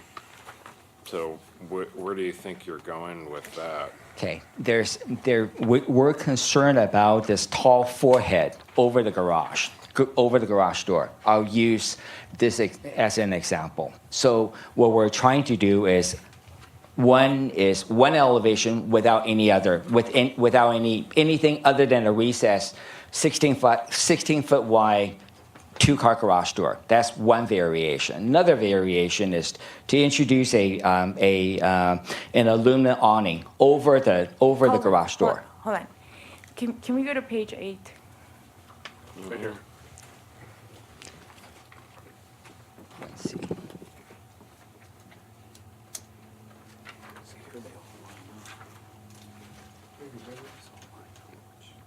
Not quite. This is hard, it's hard to tell everything. This? There you go. Yeah. Yep. Okay. Could you make that full page? Or full screen, sorry. There you go. Okay. Yeah, it doesn't really line up. Okay. So, Colin, we understand? Okay. Just hear us out. Okay. See where that entry is? You have a post and then Yes. you have a canopy, right? Yes. Then that's completely independent to the eyebrow of the garage. Yes. Okay. Can you tie that together? Can you make that into a more design element? We rather not. If that's the case, we rather get rid of this element over the garage. We think that would be too much detailing, too Okay, much horizontal. Then in that case, do that, and then can you extend over the overhang over the post? This over Yeah. that. It becomes a more structural issue because there is a structural member that's holding up the canopy then it also returns. And then this post is just holding up right underneath the two beams. So to cantilever that, this canopy it's a very thin patterned aluminum sheet. You're telling So- us how the sausage is made. We just want to see the sausage. Yeah. So that it makes it difficult to cantilever it. I beg to differ, but it will, you, Can I offer something in terms of direction? Instead of having 3 pieces of canopy across the front elevation, let's maximize it at 2. I agree. And Okay. then, Nice and then you can work out a better composition, but when you start Thank you. having 3 pieces, it gets really busy. yeah, so we saved you money on some, but we want you to spend money on other. Thank you. Okay. I think Plan 2B, sheet number 11, shows it the best as a way of combining the garage overhang with the Yes. another. That's Yeah. really strong. Agree. Yeah. And in that case too, Colin, what I would do is pull in the posts away from the end. It looks really pokey. I Yep. think your 2 end posts Got it. should be brought in so you have a really nice Okay. cantilever. So Doug, let me pull up to. Just saying. Yeah. While you're at it. Well, on that same plan, and I noticed something on your fly-through of your walk down the street elevations. There's something funky going on the left front side of that garage, the overhead Let me. roll-up door. Can we go to the plan 1 and 2 front elevation video? No, just stay right there, look at the, oh, sorry. Yeah, if you- 1 and 2 front L. That's okay. So stop us when. I noticed it on the third video, the one I asked you to replay, and it wouldn't be this one, but we can see, yeah, there's something right there. Okay, stop. Yeah. Are you referring to this element? Yes, I am. Okay, so I think that's something that I think that it needs to be pulled back. It should not be coming out too far. It looked like a freestanding pilaster. Trash with the- enclosure is where I thought you were, No. okay. Yep. Computer glitch. No, this is Intern something that glitch. we still need to refine. And- Okay. And that also occurs on the 2-story plan? Yes. Yeah. Yeah, that's- it's that same detail. Yeah. So, I think what we're saying is, if you're gonna make it into an architectural element, don't do it. It's too narrow, it's too thin, it's really not making an impact. Spend that money somewhere else. What are you talking about now? That corner pilaster The- skirt wraparound. Oh, yeah, okay. That elevation is strong enough, we don't need to do that. I'd rather spend the money where it counts Yeah. than over at the side of the garage. Yeah. Okay. All this, It depends on what Sean wants to. yeah, you answered it's going to be the same thing on the other Yes. ones, I'm sure. Yes. All the ceiling materials from the exterior, it's all the smooth stucco? Yes. Whoa. That was a reverse sneeze.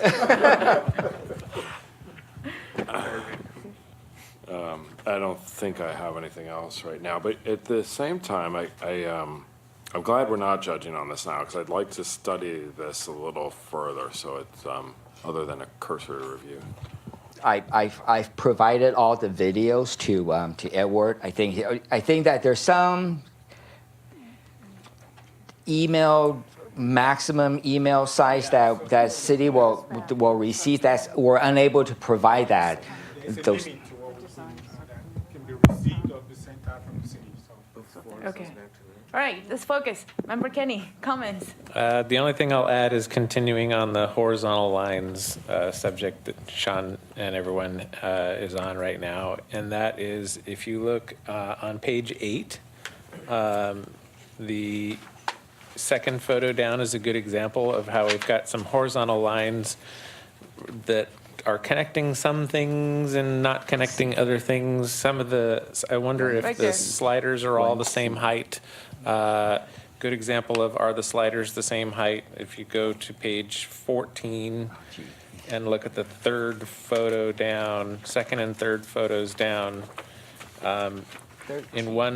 in page 14, second photo down, the horizontal line cuts across the top of the slider.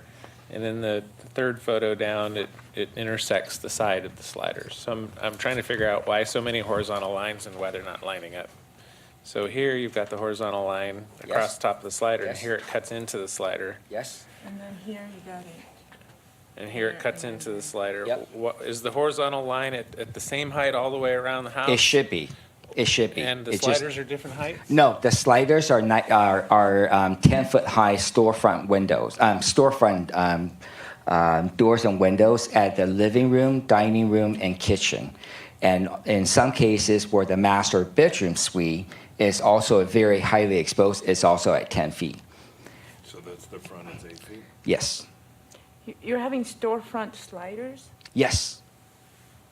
10-foot high. I think he means like Western or something. It's a Western aluminum one. Yeah.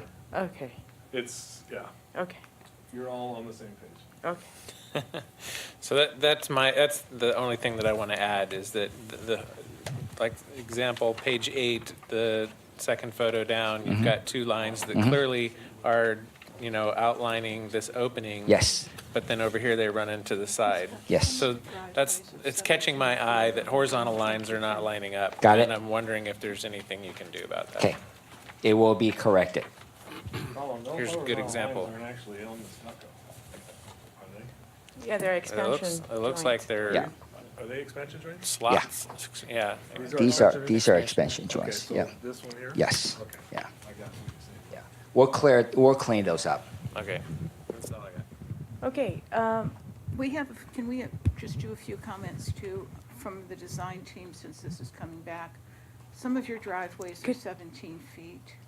They should be 18 under the design guidelines. Minimum, correct. Yeah. Yes. So when you have your infinity wall, because your driveway is only 17 feet, you have to think about how somebody's going to load a car and where a car that's pulled out, because people will often load their car from their front entry and not from the garage.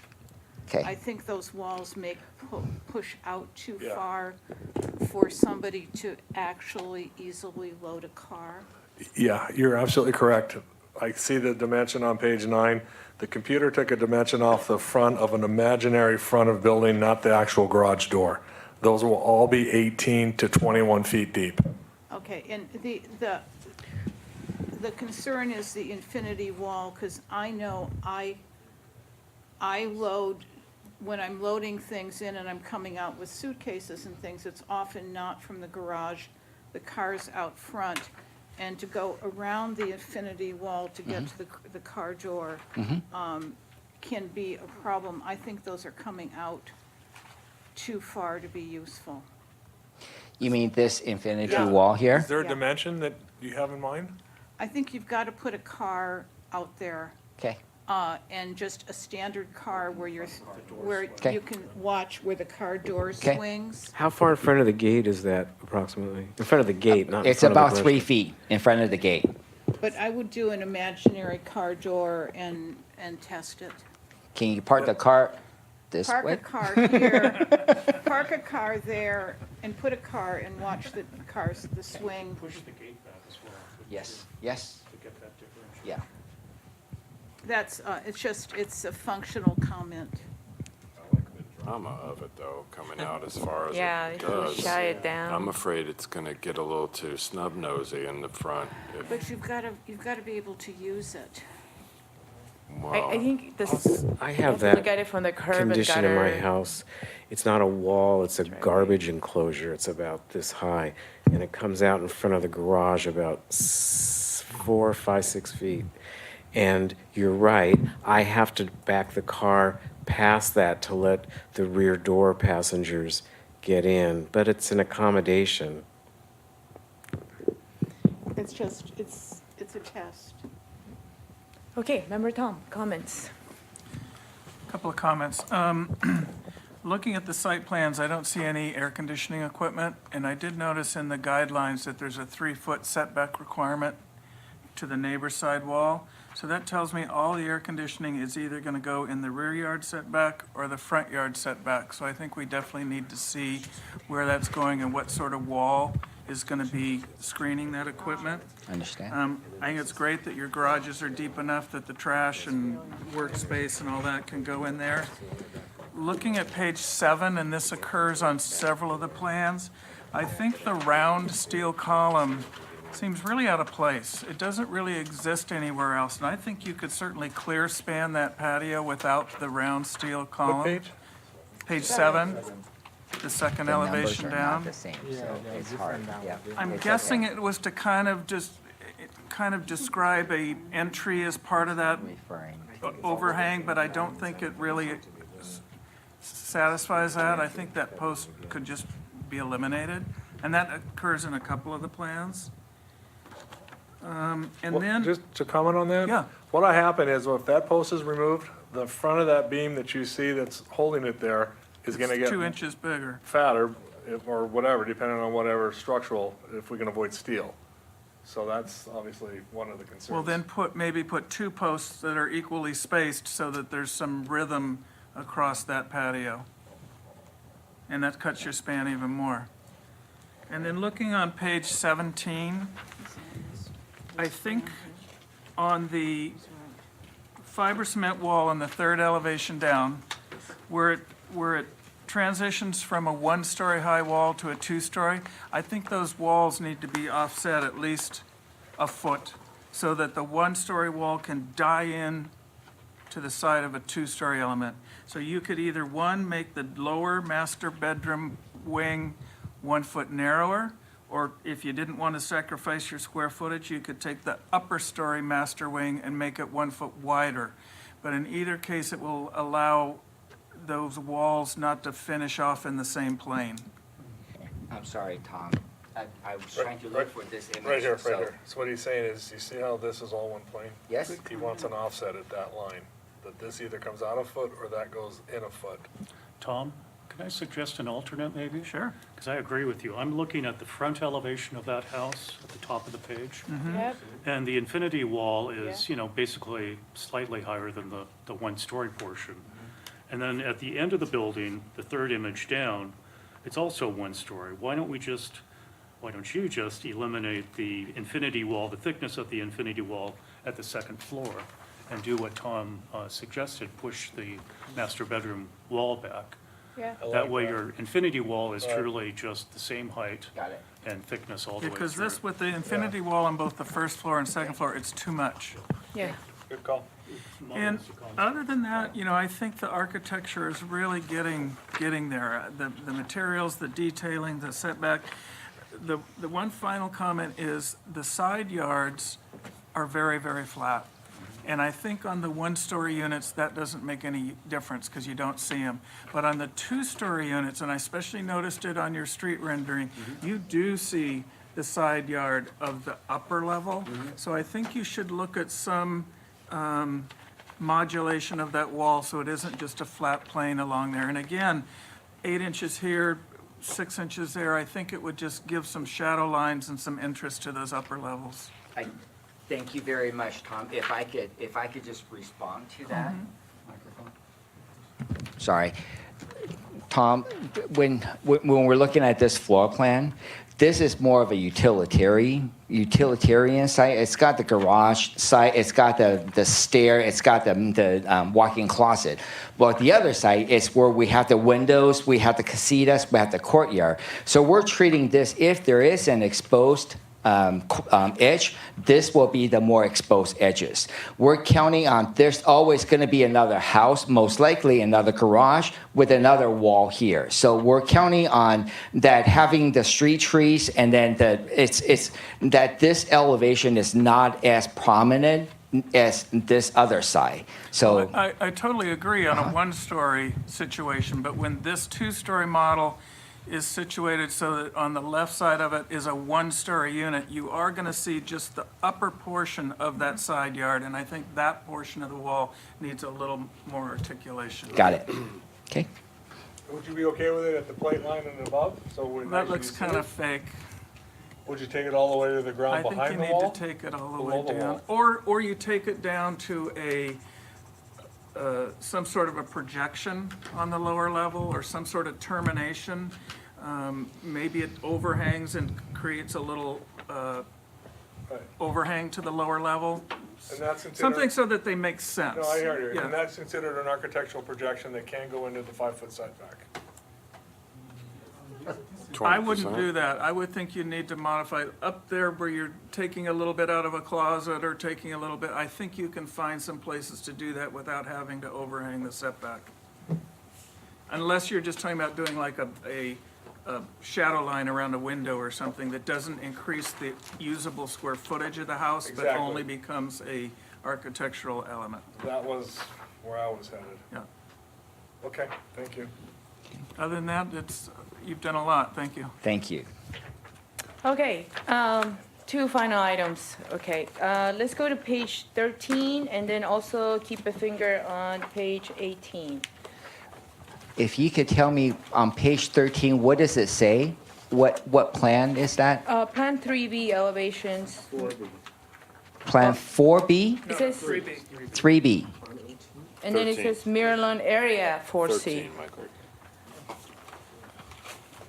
Page 13. This? Yeah. Okay. Okay, so, What page is that? page 13. It's R13, hour 13. So I think what's going on is that now you have enough undulation sort of in the XY direction, okay? What I notice in the rendering and also in these plans, which are very nice, because your parapets are about the same height, it still has that sort of repetitive look. So one of the questions I want to ask you is, on this eyebrow that you come down with an L shape, can the parapet be pushed to 3 feet back? On the top elevation, you see the eyebrow.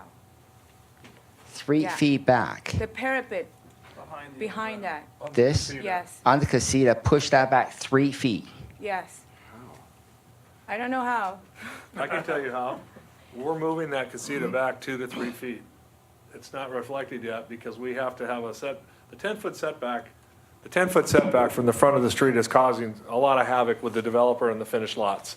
There's just not enough room. By the time you get the trencher, we got to bring more dirt in, blah, blah, blah, and then haul the dirt out. So right now, we're talking about moving the casitas on the 3 and the 4 back 2 to 3 feet. So that, and it's also going to help the street scene, because I had a problem physically walking the site and visualizing 10-foot structures in that casita. I think it's too much up in front. So that is actually going to be shown where these casitas are going to be pushed back 2 to 3 feet from this floor plan. But what you're doing with Plan 13 and 18 is that you are almost camouflaging it and making this architecture to be an elbow look.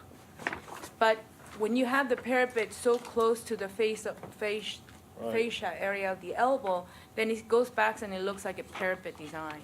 So can you pronounce that elbow So configuration? you're saying leave the elbow where it is, but push the casita back 3 feet? Yeah. What's the Which elbow? sounds like exactly what you can do then. But then that elbow then is going to be 4 feet 6 inches out, and it's going to look. And that was some of the comment we got at the last go-around to limit. We had a lot of that on our first go-around. You had the elbow We had a sticking lot of- 4 feet out? We completely redesigned all C elevations to get rid of the inverted L. We had the elbow. They were heavier. Yeah, they were heavier. It was a different Yeah. comment. Yeah. No, I Yeah. don't think, I don't think, okay. What I'm trying to do is, instead of having the L look like an applique to actually make it look that is part of the architecture, I think if you look at, for example, the page 18, do you see how it comes all the way across the windows? This? Yeah. No, I'm sorry. 18. It's Plan 4B. You see that? See how the that sort of military green? See how that pops up above that Yes. elbow? Yeah. It's neither the elbow or neither the parapet. It's neither one or the other. And so you're saying, I'm saying if you push the parapet back 3 feet, then the elbow is what is more pronounced. Yes, but, okay. There's back behind that wall, you have your 9-foot high or 10-foot high plate, No, and then but you have You're pushing the casita back anyway. She's Yes. saying leave that fascia piece there. Yes. And push the casita back. yes, but it's just gonna make this piece gonna be A bigger 4 overhang. feet, 4 feet, 6 inch. I'm concerned that it might look too deep. That's what I'm concerned about. I understand what you're getting at, Okay, but I'm maybe just it's not concerned. 4'8", but maybe it's Do 2 something foot in the middle. 8. Yeah, yeah. Okay. Don't make it 18 inches, don't make it 12, don't make it 16. That's what I'm asking. Yeah. Okay. Give it some drama, there you go. Thank you, Okay. Kenny. All right. Okay, so we got lots of comments, but we know that you're going in the right direction. We can tell you where you are in architecture, but we cannot tell you where you are on the site plan. Okay? And we cannot tell you what material we're going to approve because we're not sure what material is being applied, other than we know that there's going to be some stone application, fiberglass application, and stucco. Can we get We like direct? the colors, we like where you are in the range, in the flavor, but we cannot tell you that, yes, you can now start doing construction plans. I think what might be helpful is if you have your stone, fiber cement, and paint colors for each of the different schemes together on one board, Yes, sir. so that they can easily understand. Totally get it. Which scheme. But I would like one more direction though, of what you see here. What's your favorite? So we, as far as, do you want to see six different variations in stone, or do you like 3 of these and we'll mix and match? Because they're already on the approved color palette, but I heard that maybe this is not acceptable because it doesn't match the texture. Can you give us some direction on the stone? Can you, just a little direction? Color, texture? 7 of us can give you 7 different Yeah, you don't want that, Well, yeah. there's nothing here to say that don't do that one or something? Right, because what we're gonna say is it all depends on your scheme, right? Depends on your color scheme. So I may love that, but if you're gonna put that against something that's cool, it may look completely different. Okay. Use it in a I would logical just way. comment that the very white ones might be too reflective. And dirty. Look at already, yeah.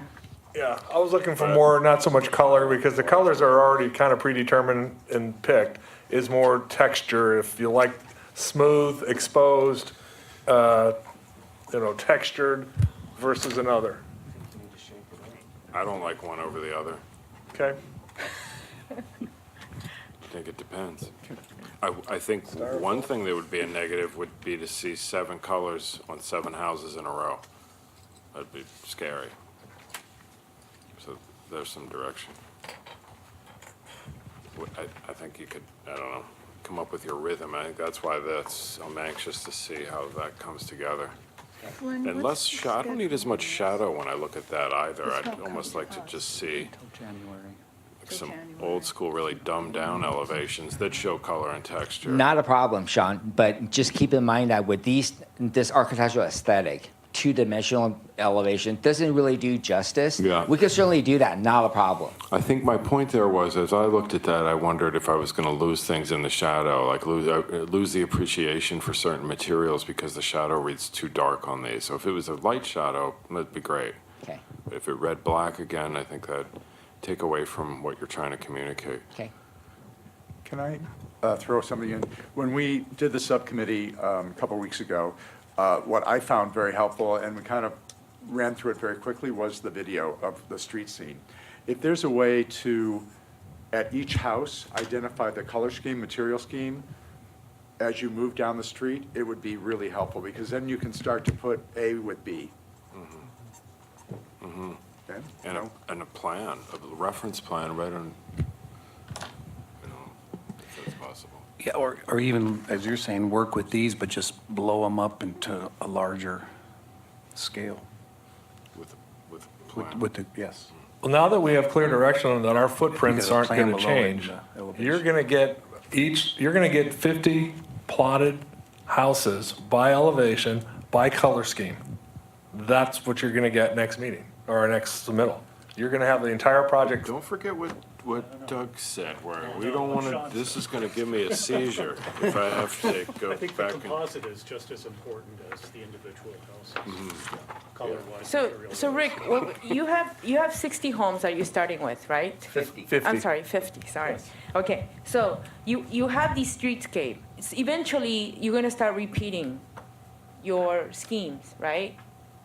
Well, yes and no, because remember, we only have 16 or 19 in a run on the west facing. Yes? So we'll have 6 schemes with 3 elevations and 2 plans that are going to vary. So you're not going to see a house repeat.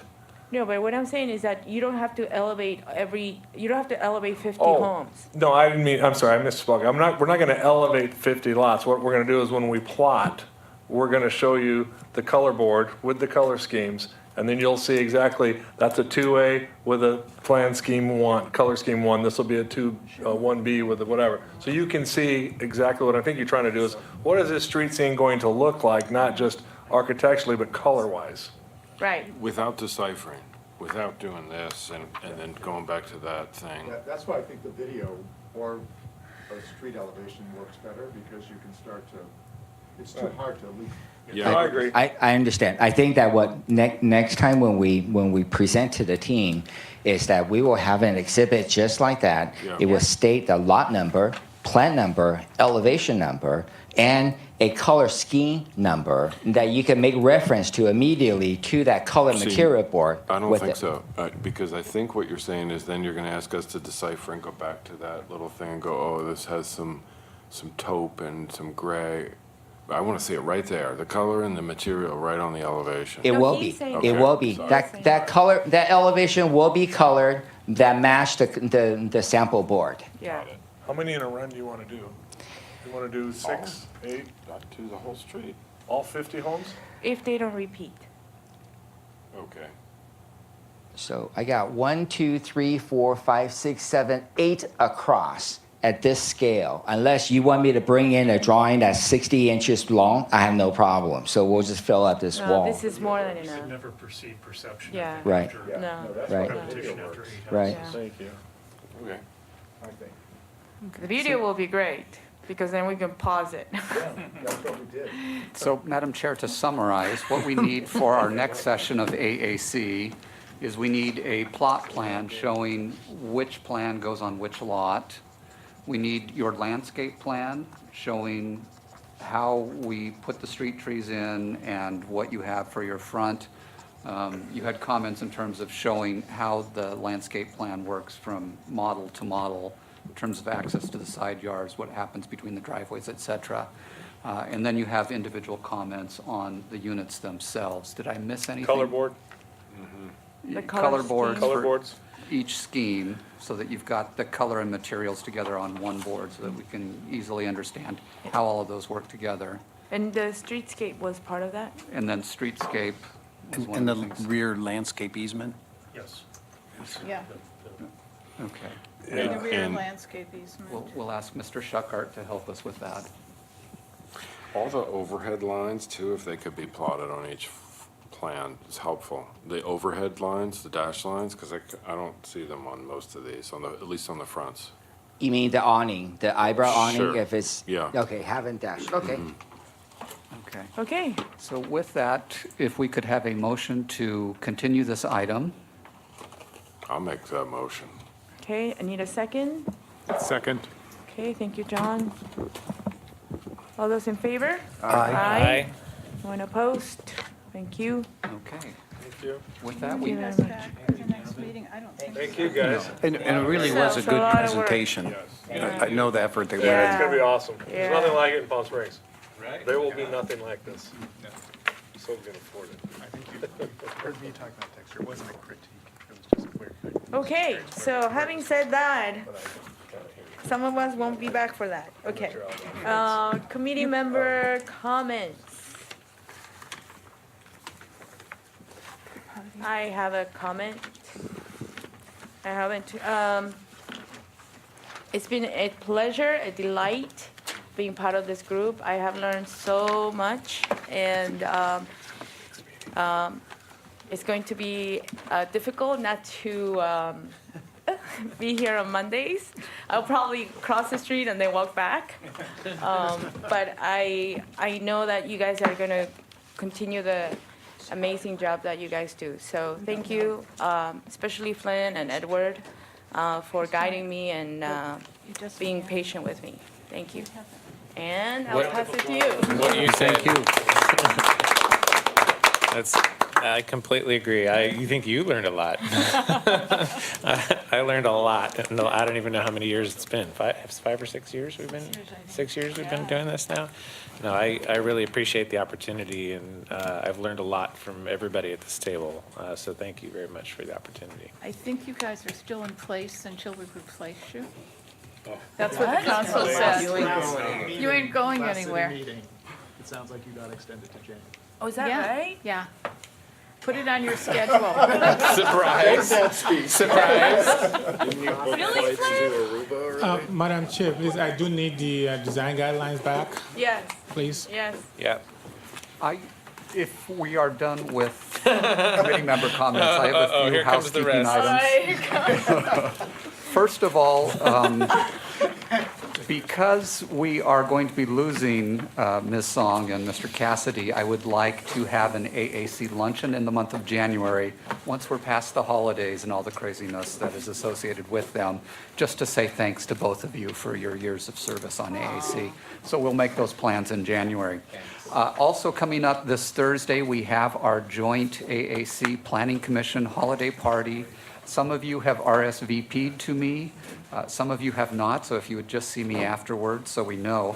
Also, we have a number of assignments. If you could help us, I've got a sign-up sheet.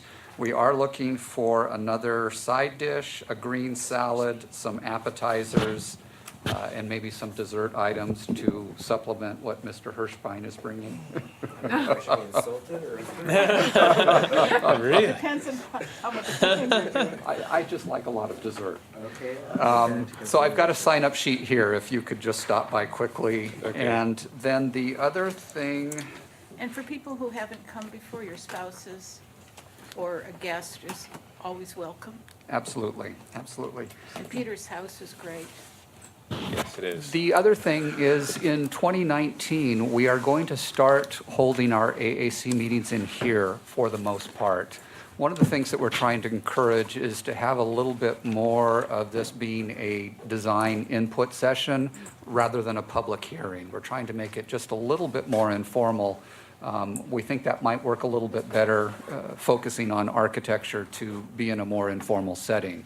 So that's one of the things we're going to try. I gave you a copy, or you should have in your packets, the 2019 calendar. Because of holidays, there's a couple of dates where we'll be here. We'll be in council chambers, but for the most part, we'll be here in the large conference room for 2019. And I think that is everything I have for now. Again, it's late tonight. I appreciate all of you staying after and all of your comments on these projects, and our applicants appreciate it as well. So again, thank you very much, and we hope to see you on Thursday. Thank you. So we are back in, Maria and I are back in January? We have, you're here, He heard something different than I did. No, and when- I wasn't awake. at the end of the council, they postponed, they did two things. They postponed making appointments at council and just said people would stay in place. And we, until we make, because planning commission makes appointments to this commission, we would ask you to stay in place until we've had interviews and make appointments. And right now, our next meeting is scheduled from 9 to 5:30, I think. So we don't have time to do it at our December meeting, so we'll be doing AAC appointments in January. For those of you, the best appointments always come from people referring great people to replace great people who've been on the commission. So if you have referrals, please ask them to put in applications. That was my question. Maybe. Do you have any idea of the candidate pool right now? Are you in need? We could certainly use some more diverse applicants. Diverse applicants. That's okay. Was that your question also? Yeah. Yeah, okay. I think one member needs to be an architect and one is a community member. And And former. we're not required to do landscape members at this time. Former members of AAC after a year off would Yes. qualify? Yes. Okay. All right, 7:03, and with that news, we're adjourned. Congratulations, Maria.